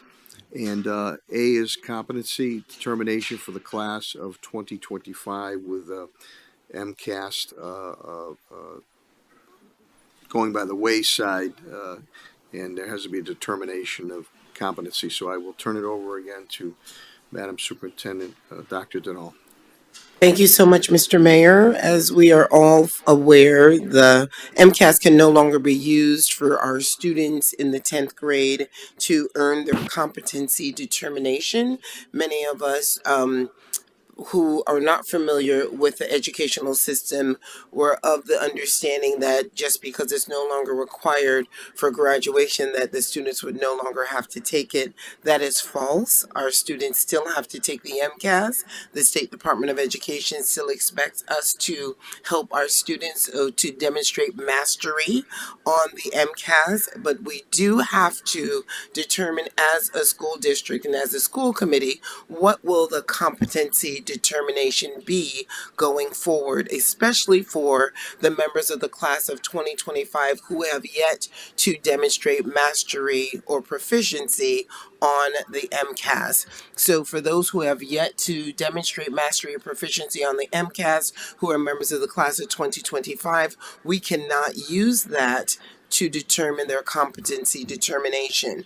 So I have Dr. Yolanda Johnson, who will share with us an update from the Department of Elementary and Secondary Education on some guidance that we have received that will help the school committee develop the policy that will govern the graduation competent determination for the class of 2025 and beyond. Thank you, Dr. Johnson. You're welcome. Can you hear me? Yes. Well, Yes. I have a pink violin, Thank you. depot buckets, or any food, but I do have some information as Superintendent Denal shared. So, our pathway to graduation. So, in 1993, Massachusetts Education Reform Act was a major landmark piece of legislation in the Commonwealth. And one of the biggest pieces of that was around school accountability. And as a result of that, the MCAS was born. And starting with the class of 2023, our students had to pass the ELA and Math MCAS, and they had to earn a score of 220. Then, starting with the class of 2010, the competency determination increased, where we had to include science, as well as the score increased to a 240. And this was really about readiness. So it went from a 220 to a 240. And prior to the vote in November, the class of 2026 was going to have to score a 486. So as you can see, from 2003 to present, the score, the competency determination was increasing. And for students that did not meet the competency determination and scored in a range between 220 and 238, they required an educational proficiency plan. And that was a plan to outline the courses that students needed to take to demonstrate mastery. So, as you heard, MCAS is no longer a requirement starting on December 5th. And now we have to determine locally what the competency determination will be. So the new law states that the competency determination shall be based on academic standards and curriculum frameworks for 10th graders in the areas of mathematics, science and technology, history, social science, foreign languages, and English, and shall represent a determination that a particular student has demonstrated mastery of a common core of skills, competencies, and knowledge in these areas. Now, this is important because while MCAS is no longer the tool, students must still demonstrate mastery. So that's where you see the red text.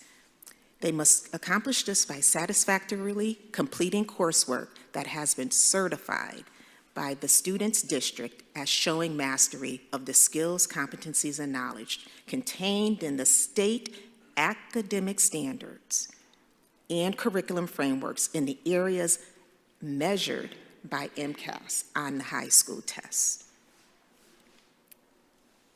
So I just wanted to share with you, these are our current graduation requirements, and our current graduation requirements are aligned to MassCore. And MassCore is a recommended course of study for students.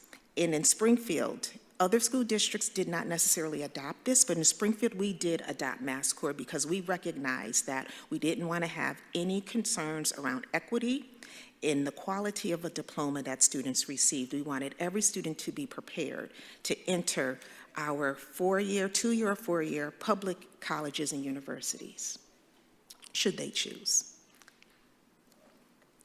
So what does this mean for us around competency determination? Our local graduation requirements will remain the same. The requirement for special education students remains the same. Students who have already received a qualifying score in math, ELA, and science by the effective date have earned their CD to earn a high school diploma. However, students that did not meet the competency determination and who are on a educational proficiency plan still will have to meet our local requirements that will be determined in collaboration. So the coursework, the statutory language puts the onus on us, so we have a lot of work to do. So on Friday, an executive order was issued where Governor Healy and Secretary Tutwiler are establishing a K through 12 statewide graduation council where an interim report will be provided in December of 2025. So as you see, we're going to start in the school year and start a school year without any additional guidance. So again, it's going to be, the onus is on us. So that council will hold regional meetings where they will look at best practices across districts and across the nation. And as you know, Massachusetts holds the bar as having the most rigorous state assessment. And Massachusetts beats the nation across almost every metric when it comes to reading proficiency, when it comes to college attainment. But yet, as you know, there are inequities in other areas around the Commonwealth. So this is something really serious for us to consider.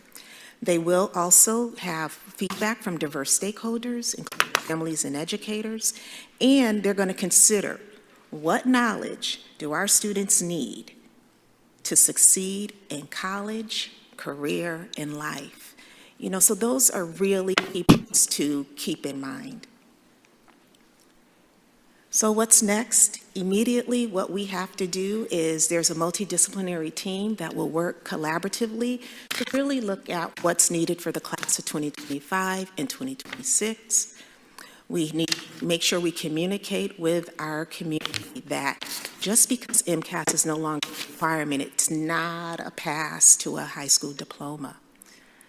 Okay, the requirements are you still must establish and meet the competency determination.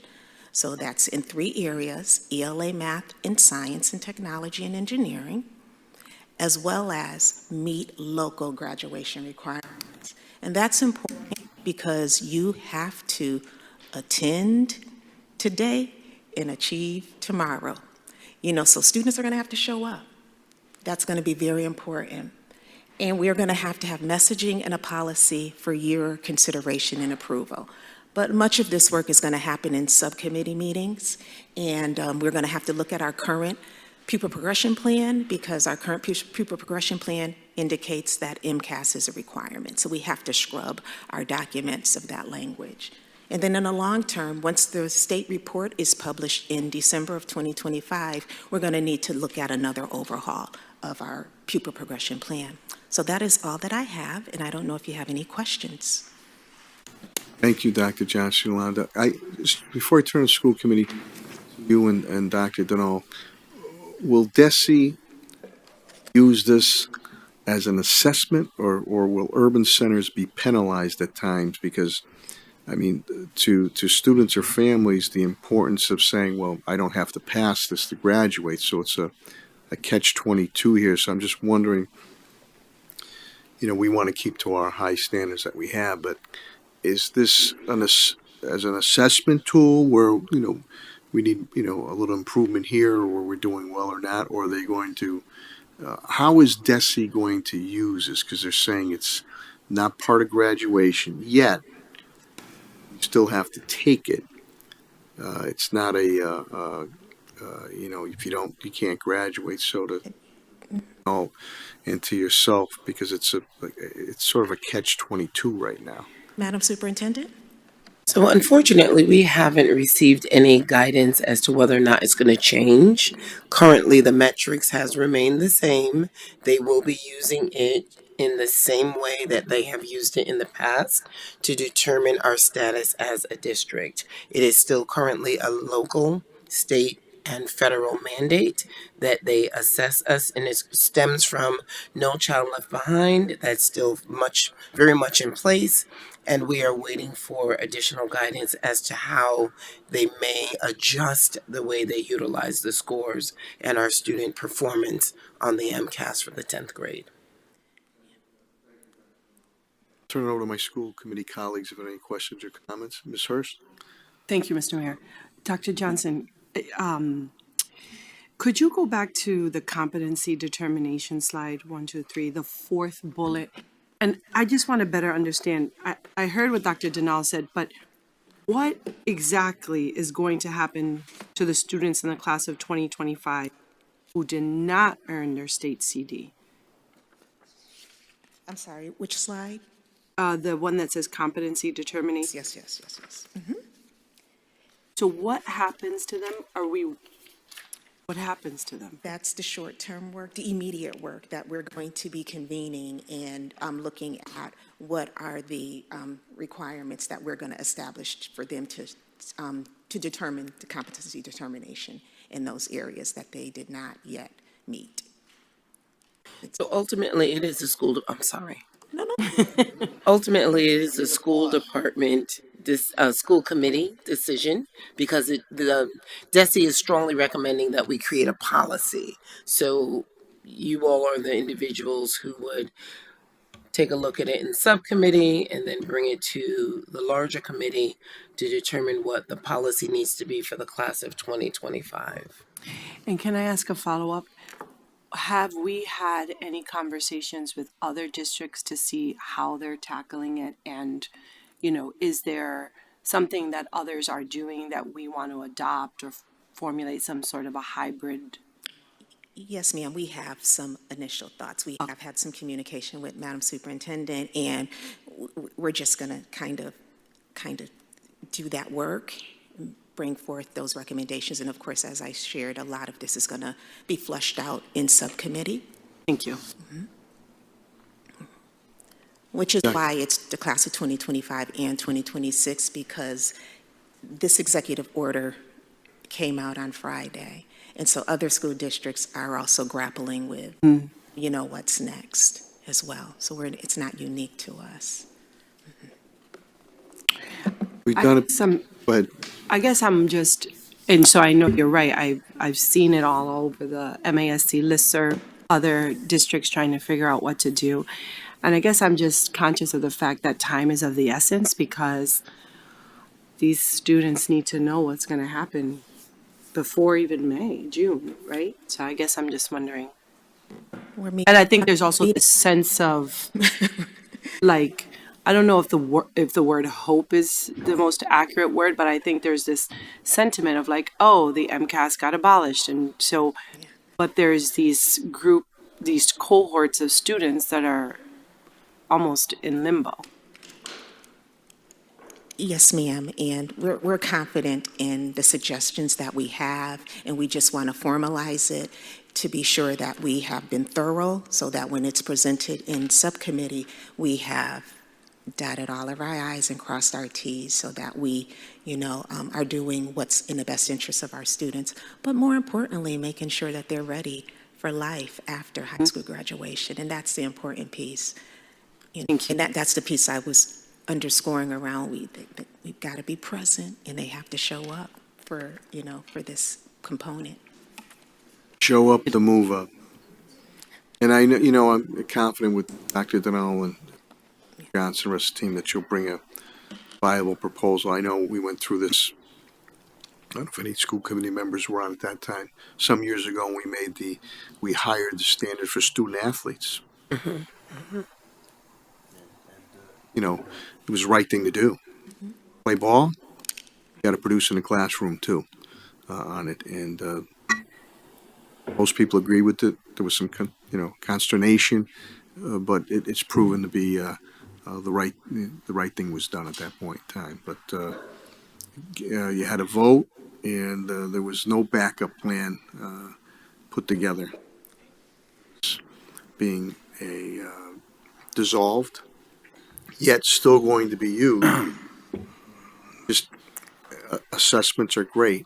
My concern is that how serious will the students or family take it, and how is DESE going to use this? It's going to be penalizing urban centers now. And so I'm hopeful on the state level they can clarify that. And then we'll do our due diligence here. Dr. Thnall indicated is still a requirement right now. So we're in a good place, Mr. Mayor. We are. We have 100% Mass Core graduates that are meeting, in districts call us trying to figure out how did we do it. So we're in a good place. It's not going to be an ongoing easy conversation when you're looking at mastery of standards, because we want to keep that, our high standards, but we're in a good place, and I'm confident that we'll be able to work with Madam Superintendent and some of the folks in this room to get it done. And if I may, I do hear the urgency. I respect that and appreciate it, and we are feeling the urgency as well. So we will be bringing something to the subcommittee very soon, and we are most definitely in communication with our neighboring districts. I've had conversations with our local Western Mass districts as well as Boston. So we are most definitely looking at what's being done across the state. We want to make sure we're in step with that and that we maintain our high standards. So we'll be coming to subcommittee very soon. Mr. Chairman. Mr. Gonzalez. Thank you, Mr. Chairman. Thank you, Dr. Johnson, on this presentation.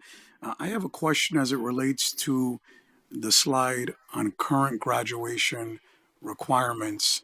It's here as 24 and a half credits. Of these 24 and a half credits, there was something you said in the presentation that there was local requirements. Are these our local requirements? Because then I see here in parentheses, Mass Core aligned. So what are the local requirements that we have? While she's making her way back to the microphone, yes, these are our local requirements that haven't been in place for a number of years. And the Mass Core would be the guidance that's provided by the Department of Elementary and Secondary Education. So what you see below as starting with the class of 2013, 24.5 credits, that is what is required locally for our students to earn a passing grade in and earning each of those credits in order to graduate. And then those are in alignment with the Mass Core information that's on the DESE website.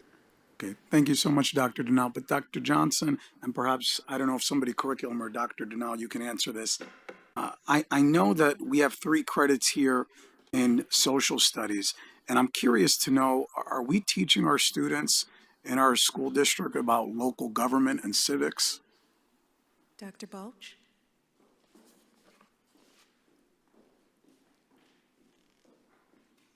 It is integrated into our US 1, 2, and world history classes, but we have been very intentional in developing additional requirements. There's an 8th grade civics project that's a requirement for all students, but we are currently in the process of working with our educators to develop course-specific electives around local government.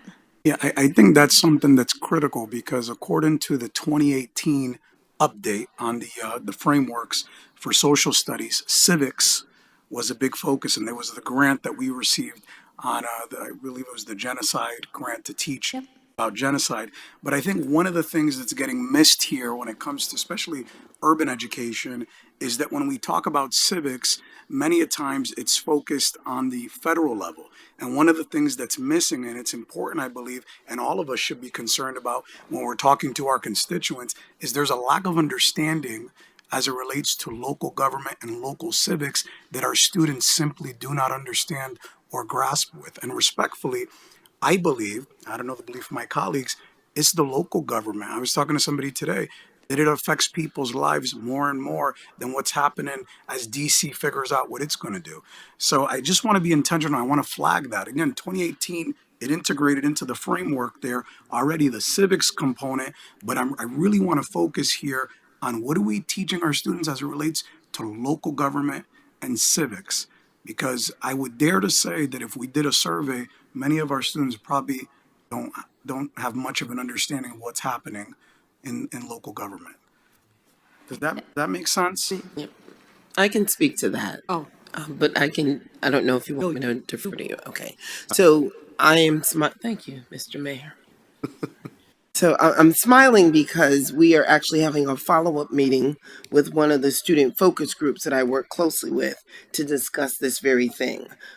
part of the conversation that we had with them in December was the need to shift our physics content to more state and local government.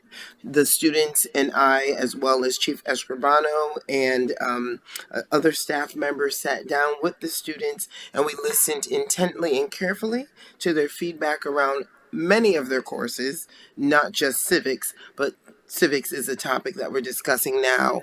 And we made it clear that we were going to incorporate information on how to run for school committee, how to get involved in their neighborhood civic associations, what they need to do in order to start and sustain a grassroots movement. What is local government? What is the local government here in Springfield? What's the difference between city and town governance and things of that nature? So we have had the conversation. We are beginning to do the work. I met with our director of humanities as well as Dr. Bolsh to discuss further what we need to do with civics, how we're going to increase capacity to ensure that the curriculum reflects the requirements as well as the wishes of the students.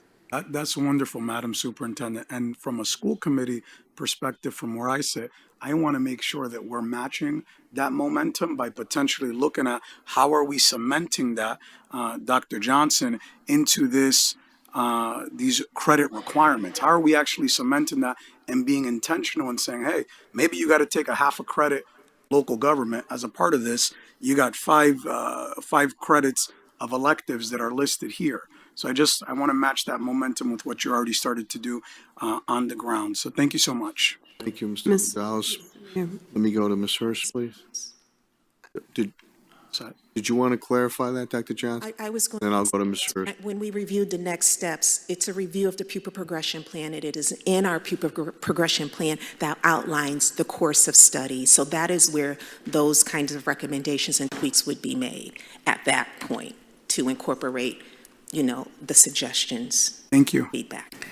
Before I go to Ms. Hurst, just want to also, the talent that we have in the administration here in the Springfield School Department, we're going to be losing another talented individual. Dr. Michelle Balsh will go on to become superintendent of East Hampton. Stefania Rochella is superintendent of West Springfield. And again, that talent base came from here, the Springfield Public Schools on that. So we're going to miss you, but congratulations to you.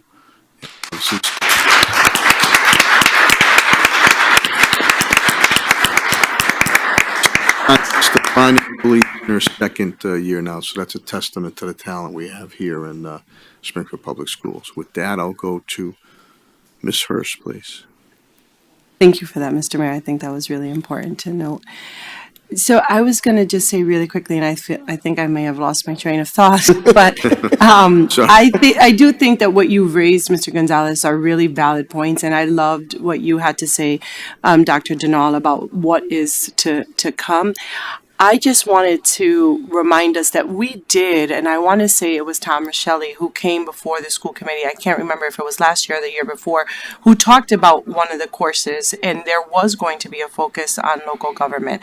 I have two children who attend Springfield Public Schools, one who's in the 3rd grade and one who's in the 8th grade, both of whom have had or have come home and discussed local office. And so for me, I think it's more so about making sure that everyone is getting that. Like there's some consistency across making sure that all the students throughout all of our schools are getting that. And I just want to take a moment and highlight our current elections commissioner, who has done, or at least to my knowledge, had done a lot of work around going in and doing like the kids' votes. And so there has been work to do that, to ensure that our kids are learning about the importance of local government, exercising their rights to vote. But I do think that we can do more. And so I appreciate you bringing that up, because I do think that it is extremely important for us to provide that level of education to our kids. Thank you. And bring up a point some years ago, and I think it was spearheaded by the newspaper at the time, the Republican under retired publisher, the late David Starr. There was a kids vote, and it was sponsored by some of the business community. And in turn with that, you had things were taught in the schools, and at times even candidates go to school or information was given. But I think the point that Mr. Gonzalez brings up is an important point. The most times that you're affected is by your local government and or your state government on it. So maybe I'm throwing out a little tidbit out here, but maybe that can be looked at. Again, I believe I'm correct. It was a Republican at the time that really spearheaded that to get our kids involved and start to become knowledgeable about interest in local government and representation and issues that affected their neighborhoods. It was a few years back, though. A few years back. I think it was during my time when I was a city councilor at that time. So. But I'm glad, Dr. Donald, that we are looking at that. I think that's an important component. I always loved U.S. history and social studies and local stuff. So that's important. Mr. Mayor, I have a question. Vice Chair Naylor? Thank you. So one of the things that I wanted to kind of bring up as far as we look at core requirements is financial literacy. Is something that has come up a lot, especially with the Portrait of a Graduate work. It was one of the most brought up topics that we had from the community as well as our families and our students. And as we think about preparation for post secondary education or life after high school, I think financial literacy is a big component of that. And I know that we do have it as an elective, but I would absolutely love for it to be a requirement. And especially now that we have more of a opportunity to control what that looks like, what that narrative looks like. I think that we should continue to be trendsetters by highlighting the fact that that's something that's important to the district. When there was an assessment last year, and I can't remember which university came out with it, but they gave a grade to every state, and Massachusetts got an F when it comes to financial literacy preparation in the schools across the Commonwealth. So I think that by us focusing on that, highlighting that, that's something that we can continue to do to show folks how it should be done. As we are the trendsetters oftentimes in various avenues. So I just wanted to state that. I know that programs and curriculum will be looking at this as a subcommittee, so I look forward to hearing more about what comes out of that. Thank you, Vice Chair. Now, that's an important point. Kids younger and younger now are getting financial trouble because it's so easy to gain access to credit opportunities, not knowing what you're putting yourself in for. So, and even the basics about how to write a check and proper management and what credit cards are on it. That's important. So, Mr. Gonzalez and Vice Chair Naylor, thank you for bringing up those points because that's real life stuff. That's real life stuff. Any other questions or comments? Okay, hearing none, we're going to move to B, the Springfield Empowerment Zone Schools Change in Designation. Madam Superintendent, Dr. Donald. Thank you, Mr. Mayor. So there has been some conversation concerning our Springfield Empowerment Zone partnership schools. Several of them are no longer in the designation of underperforming or target schools. So we are fortunate that there is some language in the MOU that governs our next steps. And I just am asking our in-house counsel, Attorney St. Laurent, to come and just provide some clarification around what that language is in the MOU, as well as what we are considering as next possible steps. Thank you. Attorney St. Laurent. I just wanted to make two quick points based on the topics you've suggested. The first is that the transition and the reintegration of the ZEP schools was anticipated in the contract. It was anticipated in the statute that governs the creation of that type of entity, and it also is anticipated in the DESE regulations that oversee the designation of the schools as target schools and also their reintegration. So that would be 603 CMR 2.05 subsections 10 and 11. So referencing those 3 points, the schools were always eventually going to reintegrate into the district as a whole once they no longer have the designation of underperforming and are no longer considered target schools. Addressing specifically the language as suggested by Dr. Denal, in the MOU between DESE creating the empowerment zone, and the school committee, on page 13, paragraph 25, there's language there that anticipates that the schools would change in designation.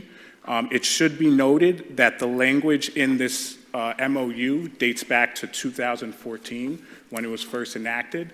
The language level 1, 2, 3, and 4 is no longer used by the Department of Education. It is now, as Dr. Denal said, a separate designation of underperforming. So next steps coming from the schools being transitioning out of that designation and also interpreting this particular clause of the MOU would be essentially to renegotiate and look at how this particular paragraph is going to be interpreted moving forward. The schools will no longer be taking a step down into a level 3, 2, or 1 from a level 4, so they will now consider no longer underperforming, and we're going to interpret this particular clause to see how we're going to transition these schools back into the fold of the district. It's always been one district, but there's been separate management and operation as governed by the MOU.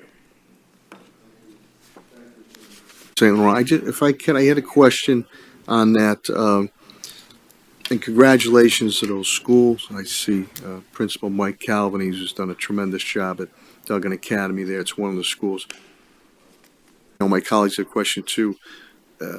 If and when this is going to occur, it must be structured. It cannot be rushed. And there's a lot of amenities and funding and flexibility that the Springfield Empowerment Zone has been very successful with. Want to make sure, again, not being rushed, a structured transition, and we still want to be able to garner those amenities and funding opportunities that the Springfield Empowerment Zone has brought in to those schools. That's extremely important. So I know there was a timeline here of the end of the school year. I have it highlighted priorly, what you stated there, that this has to be a proper sit-down. Us here in the Empowerment Zone hierarchy, and it's a mutual agreement has to be rendered. So if anybody's saying that done deal, this is going to happen, it's in the MOU, the statute here. So we want to be careful how we continue to pursue, move forward on this situation. Again, to those schools, that's fantastic. Some great talent and move forward. But I don't want to lose the amenities, the flexibilities, the funding sources that have gone, many philanthropic organizations on it. I want that transferred to the Springfield public school system. So Yes. it thrives. So there's rumors out there that this is, it's done, and the school year there's got to be a mutual agreement and a sit down with our leadership there and their leadership, and one by one what we're agreeable to, and that's extremely important. Thank you very much. I know, was Ms. Hurst one? Or no, it was Ms. Gresham. Okay, Ms. Gresham, sorry. I apologize. We are on page 13, paragraph 13, 20, number 25, Barb. And then the other one is 1426B. The superintendent, he or she. Mr. Chairman. Let me just give it to Ms. Gresham. You all set? Okay. Mr. Gonzalez? Thank you, Mr. Chairman. I'd like to, echo your sentiments, Mr. Chairman, and to Attorney St. Laurent. This MOU is clear in Section 25 that this is something that the superintendent, the school committee, and ZEP, we need to meet on. I also, that's the initial piece of it, which I'm in agreement with. Obviously, it's in accordance with this MOU, and Section 26 also reiterates that piece in subsection B. But I want to be clear that this is a very large undertaking. There is a different and separate collective bargaining with what I believe several units under that different, management structure. And that's why it would be my recommendation after we get to this sit down, and if it's the will of the body, it would be my recommendation that we establish an ad hoc committee to really look at this and really deal with this transition, because there's several pieces to this, budgetary implications with obviously with the collective bargaining, and then also the management pieces, and also conversations around equity, because I've already gotten several constituents reach out to me in terms of different pays within the zone, and also these creative positions that exist within the zone that don't exist in our other schools, and the additional support. So again, I think this is a lot bigger. Mr. Chairman, I agree. We got to have one sit down, but I really recommend after the sit down, we should form an ad hoc committee to really look at the work of this, because there's a lot of pieces to this piece, and obviously the superintendent, you and/or additional designees would be a part of that ad hoc committee if that was the will of the body. So thank you, Mr. Chairman. Mr. Gonzalez, and again, the MOU really puts a lot of power in the superintendent, he or she, in this case, Dr. Denal, on it. But let's clarify, very proud of the schools that have done outstanding work. But we want to make sure a transition is structured, as Mr. Gonzalez indicated, and I indicated earlier, the funding aspects of this, extremely important. I think Mr. Gonzalez, the flexibility of different positions and programs that were done there, extremely important on it. But first things first, congratulations to those schools. It's just done wonderful work, and we're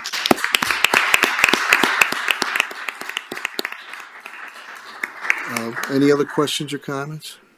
Okay, Dr. Denal? No, nothing. Okay. Attorney St. Laurent, thank you very, very much, and we appreciate that.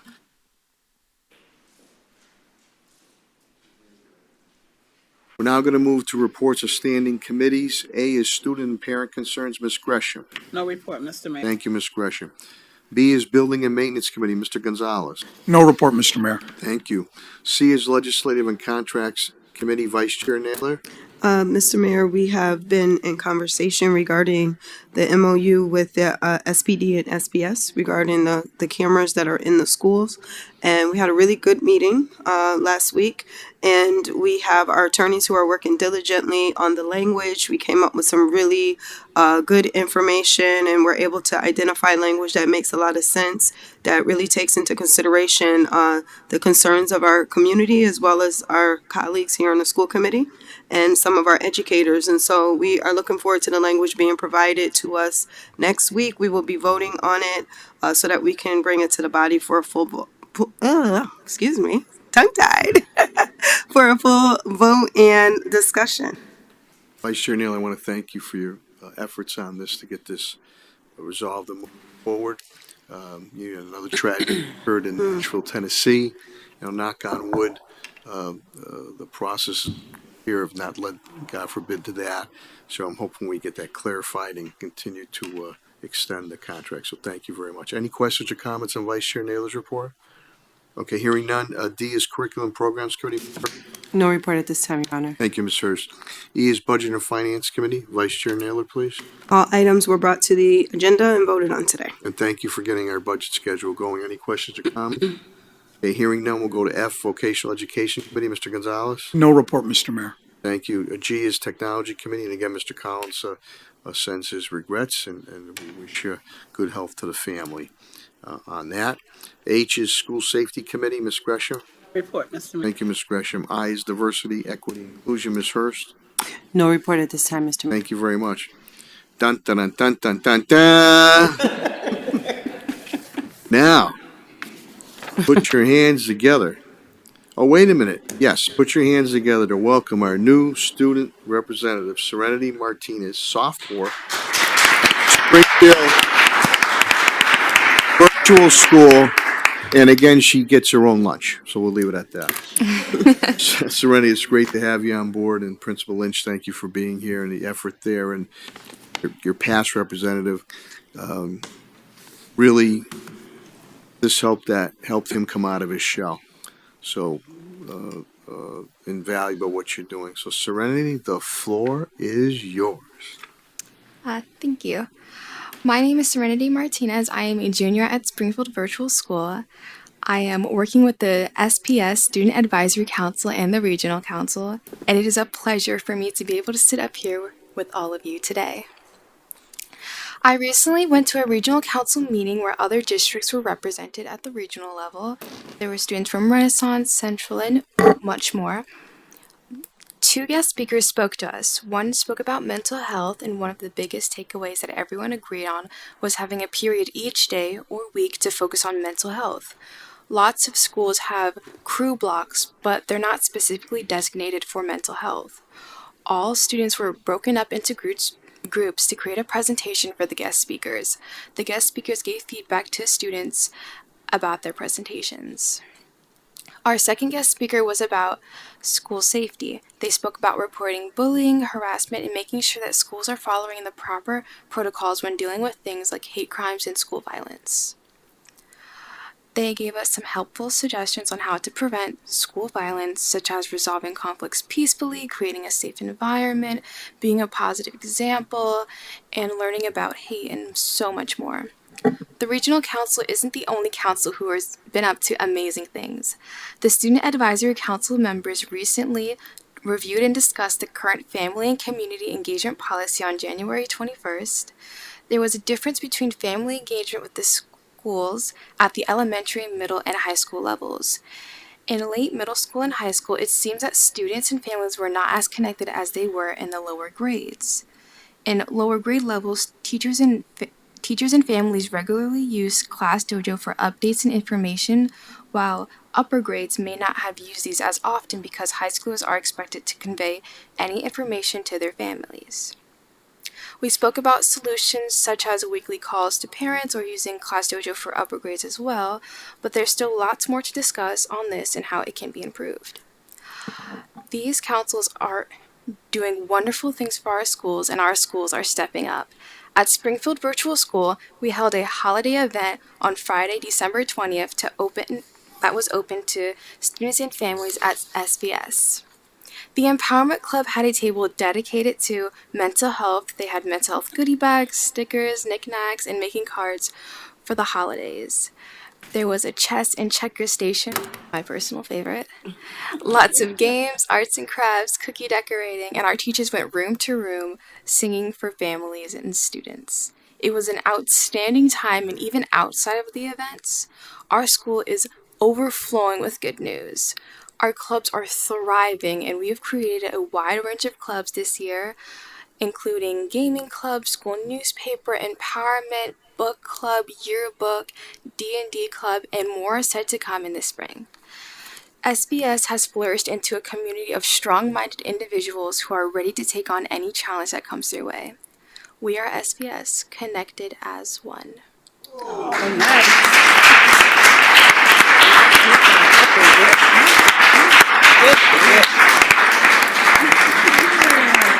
Allison, two for two. Serenity, way to go. Way to go. 2 for 2, Principal Lynch there. That's pretty good. Now let me clarify, because we want to make sure. I'll tell Trini, our clerk, Mr. Clerk, is it sophomore or junior? I am a junior. Got to put junior then. Okay. Very good. Very good. Any questions or comments on Serenity's report? Oh, you're in trouble down there, but in a good way. Very good. Mr. Mayor, if I may just make a comment. Just want to say thank you so much for being here with us. We appreciate your input. I love to hear what the young people have to say, because the work we do, even though we have children in the schools, we're still very far removed from the days we were in the schools. So it's very nice to hear what your experiences are, your concerns are, and don't feel like you only got to wait until it's time to do your report to participate. If there's other things on the agenda that you want to comment on, you're more than welcome, just as the rest of us, to be able to contribute to the conversation. So keep up the good work. Yeah, just like school lunch, comment on that.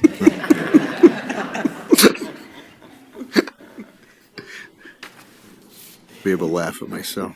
Okay, we'll now move the report of superintendent. Madam Superintendent, Dr. Denal, please. Thank you, Mr. Mayor. I'm starting to wonder about the position of my report on the agenda. Just saying, just saying. The student rep is a tough act to follow. Just wanted to bring to your attention the members of the school committee. As always, the memo and contracts report for December is in your folder. And I will be very brief with an overview of the state of the school's address.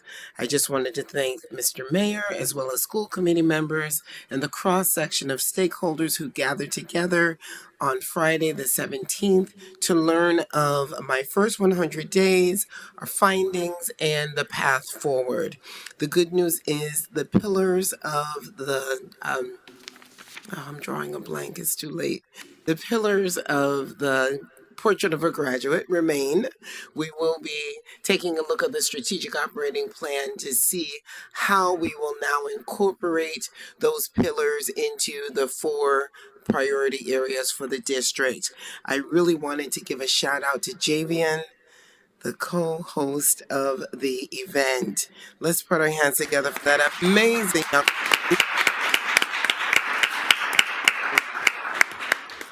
He just stole the show. I tell you, I told him to have his people call my people because I'm looking for an assistant because he is just an amazing young man. And the good news is we have thousands of Javians in the city of Springfield. We have thousands of Javians in Springfield public schools. I will stand on record saying that our students are the best and the brightest in the Commonwealth. So I applaud our parents. I applaud our students. We did have several findings from 100 days, and I know that I wanted to just remind people of the transition plan that I entered with. It was over 3 phases with 4 essential priorities. And just very briefly, there were some early accomplishments that I wanted to highlight from the essential priorities. So in my first 100 days of believing in our students and our staff and our educators, we took a look at essential priority number 1, relationships and leadership. And some early accomplishments included restructuring the principal mentorship program, using our highly effective and top performing principals as mentors and coaches, and restructuring the principal leadership meeting to incorporate principal expertise and increase collaboration peer to peer. Essential priority 2, some early accomplishments included the fact that we conducted over 139 classroom observations. These instructional observations between Springfield Public Schools as well as schools managed by the zone largely focused on improving Tier 1 instruction and support. We also reestablished the Westfield State University Early College Program for spring 2025, and we're happy to say that we have a full class of students who will be taking advantage of that amazing collegiate opportunity. We also developed a new I'm in denial. I need glasses. You'll have to excuse me. We also developed a new data reporting system that aligns with the Department of Elementary and Secondary Education. Very excited about this accountability matrix that we will be rolling out, and we appreciate those who have a hand in developing it, and we will be introducing it to our principals. Essential priority number 3, family and community engagement. As you know, we have Super Saturdays and Super Sundays. We've had several family members come on out for those Super Saturdays and Super Sundays throughout the city. Over 100 families have been present throughout the city, and we also have been very focused on increasing diversity in our schools, and we want to make sure that we're focusing on chronic absenteeism as well. The rate has decreased by 1.6%, and we continue to trend in the right direction. We also have some other early accomplishments for essential priority number 3. We've decreased family concerns in relationship to student assignment services. So the timeline there has been tightened up. Many of the issues have been resolved. resolved, and we realigned that service under family and community engagement. And I have attended over 50 community events from July 2024 to December 2025. I haven't counted the number of constituents that I've engaged in those events, but there has been a concerted, intentional, consistent effort around engaging the community in meaningful ways. Essential priority number 4, operations and finance. The team that we currently have made this essential priority very easy for me, but we did have some early accomplishments, and just 2 out of several to mention. Restructured and reorganized some of the central office departments for alignment, and we did increase diversity in staffing by 1.7%. So those are just a few of the early accomplishments. Again, I appreciate the cross section of stakeholders who assembled on the 17th. I appreciate each and every staff member who made the State of the Schools possible. I applaud you for your hard work and your dedication. Thank you for those long hours and those late night calls. You know who you are if you received a call. Thank you for not hanging up the phone. This information will be posted on our website. We will be fully transparent with our progress, and we also will be posting the link to the call to action. Again, the call to action is open to everyone and anyone who cares about our students, who are very much invested in their well-being, their academic success, and their emotional well-being as well. We will be moving forward with our 4 priorities, again, aligned with all the hard work that was done on the portrait of a graduate. We want to elevate those voices. We want to maintain the hard work that has been done. And again, please visit the website so you can see a summary of my 100 days of believing. Thank you. Thank you, Dr. Denal. Any questions, comments? May I, Mr. Mayor? Yes, Ms. Hurst. Dr. Janal, and to the staff who made Friday possible, congratulations, great job. I thought it was absolutely wonderful. Like, it really set the tone for my weekend. I thought it was absolutely amazing. I know that the day before the mayor had asked the question about whether or not we would be engaged, and I wasn't really sure what he had meant, but I think when I walked in, I was expecting for you to sort of lecture. And so the way that you engaged us and had us looking at data and doing the data walk, for me, I mean, I know what my role is as a school committee member, but we can't make good decisions around policy if we're not informed and engaged. And so I really appreciated that, to be able to have those discussions, to do the exercise around notice and a wonder. I mean, I went back to work and I've implemented it in 2 of my teams. Wonderful. Let's talk about a notice and a wonder of the data. Great. And so I just really wanted to say amazing job because it was really, really well done. Thank you. Thank you so much.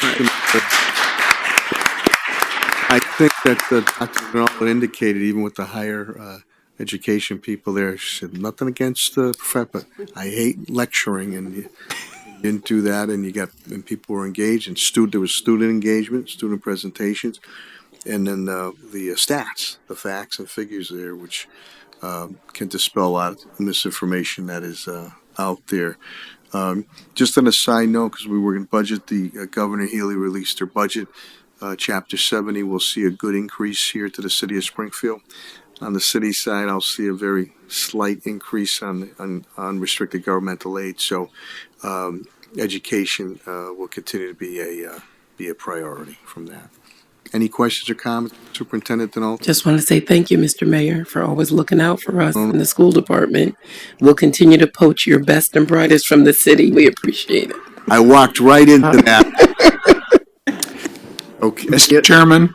Mr. Gonzalez. Yes, I just want to thank Madam Superintendent for your leadership coming into the school district relatively right before a school year got started. And you rolled up your sleeves and you've done a phenomenal job. So thank you. Thank you, sir. Thank you.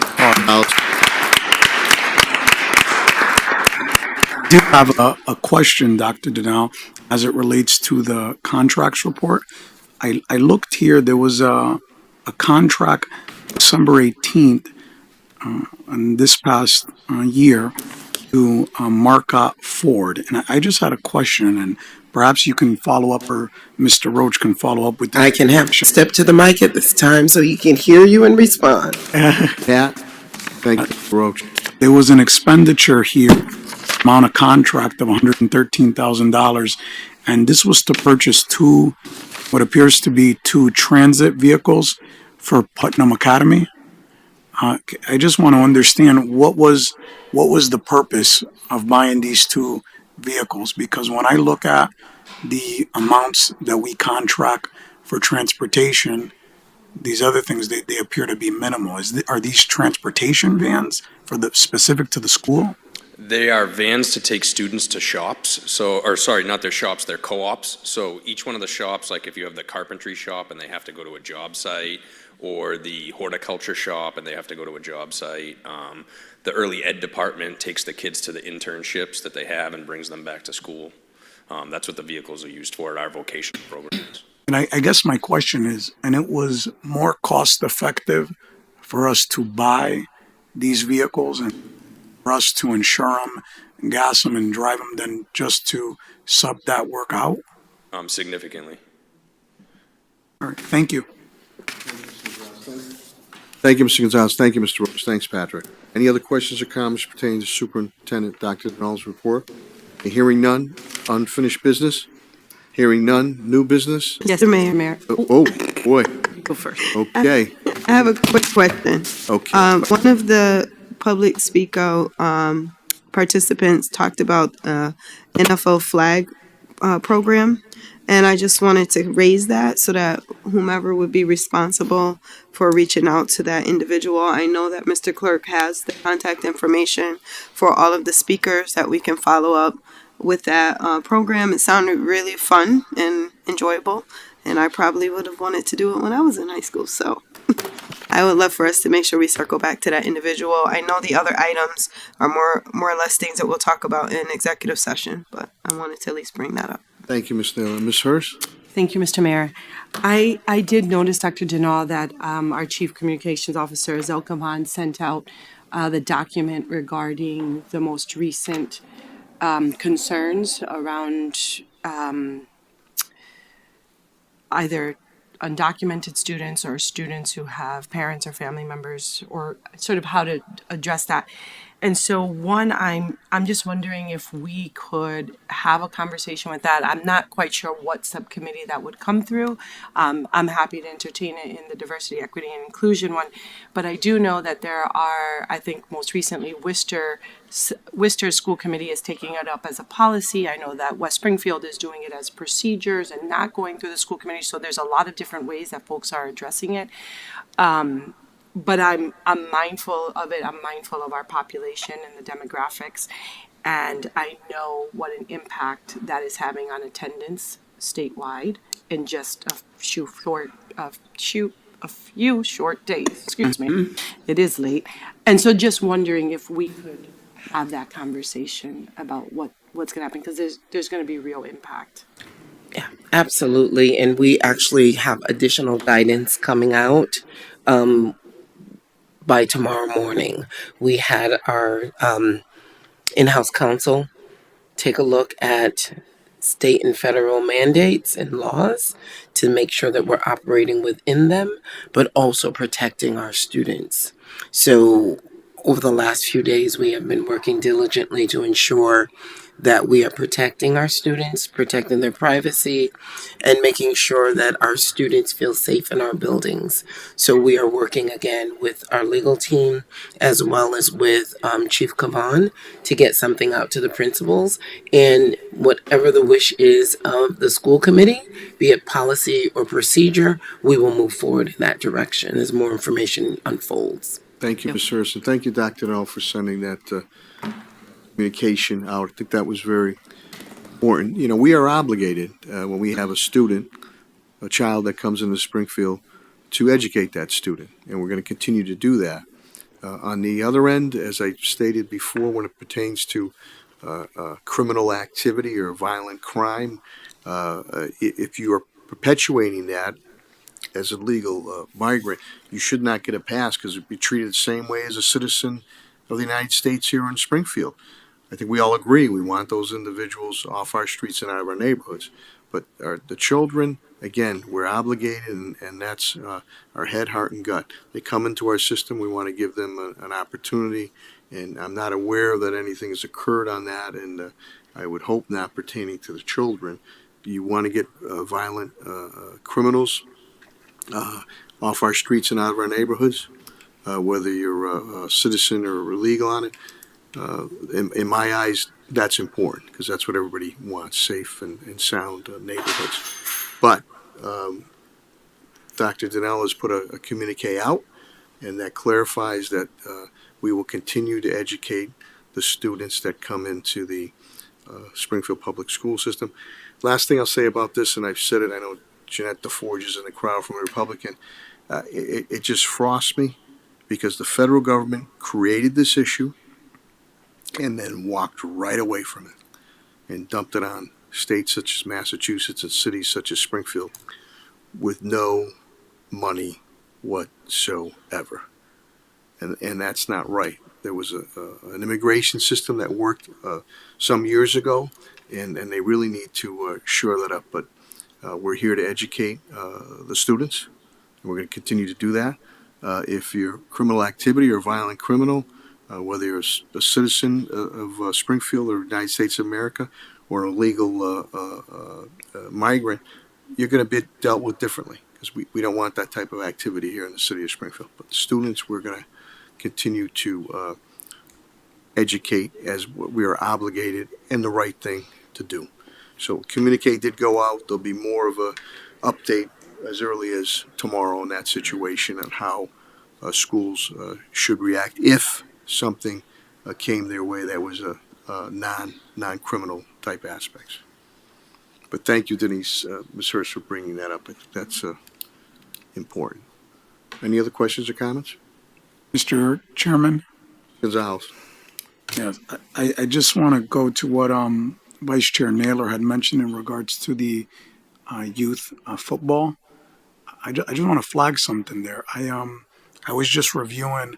Did you say you want to flag something there? Pardon the pun. Okay. But Yes, but I like just, that, Pat, huh? I just saw the attachment that the secretary had sent over in regards to that.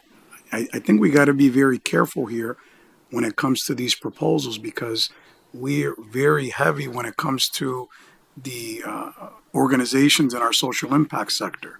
These folks are proposing they want to partner with us, and they're going to be soliciting fees from students. That opens up a door because then if we do this for them, wouldn't we have to do this for every organization in the city that's coming in and saying they want to offer an after-school program and solicit fees to our students? So I don't know if there's thoughts from our legal counsel about this, if they've had an opportunity to review this proposal, but it appears concerning, and we have to do some due diligence around this. So I just wanted to flag that. Thank you. Good point, Mr. Gonzalez, on that, and that'll be looked into. Any other questions or comments pertaining to new business? Hearing none, is there a motion on the floor to adjourn? Did I hear a motion from you, Serenity, to adjourn? No? Motion by Ms. Hurst. Is there a second? Second. Second by Ms. Gresham. Mr. Clerk, please call the roll. Mr. Gonzalez. Yes. Attorney Murphy. Yes. Mr. Collins. Absent. Ms. Gresham. Yes. Ms. Hurst. Ms. Monroe Naylor. Yes. Mayor Sarno. Yes, more than sufficient votes. Matter passes. Thank you for watching. Have a good evening, good health, and God bless. Thank you.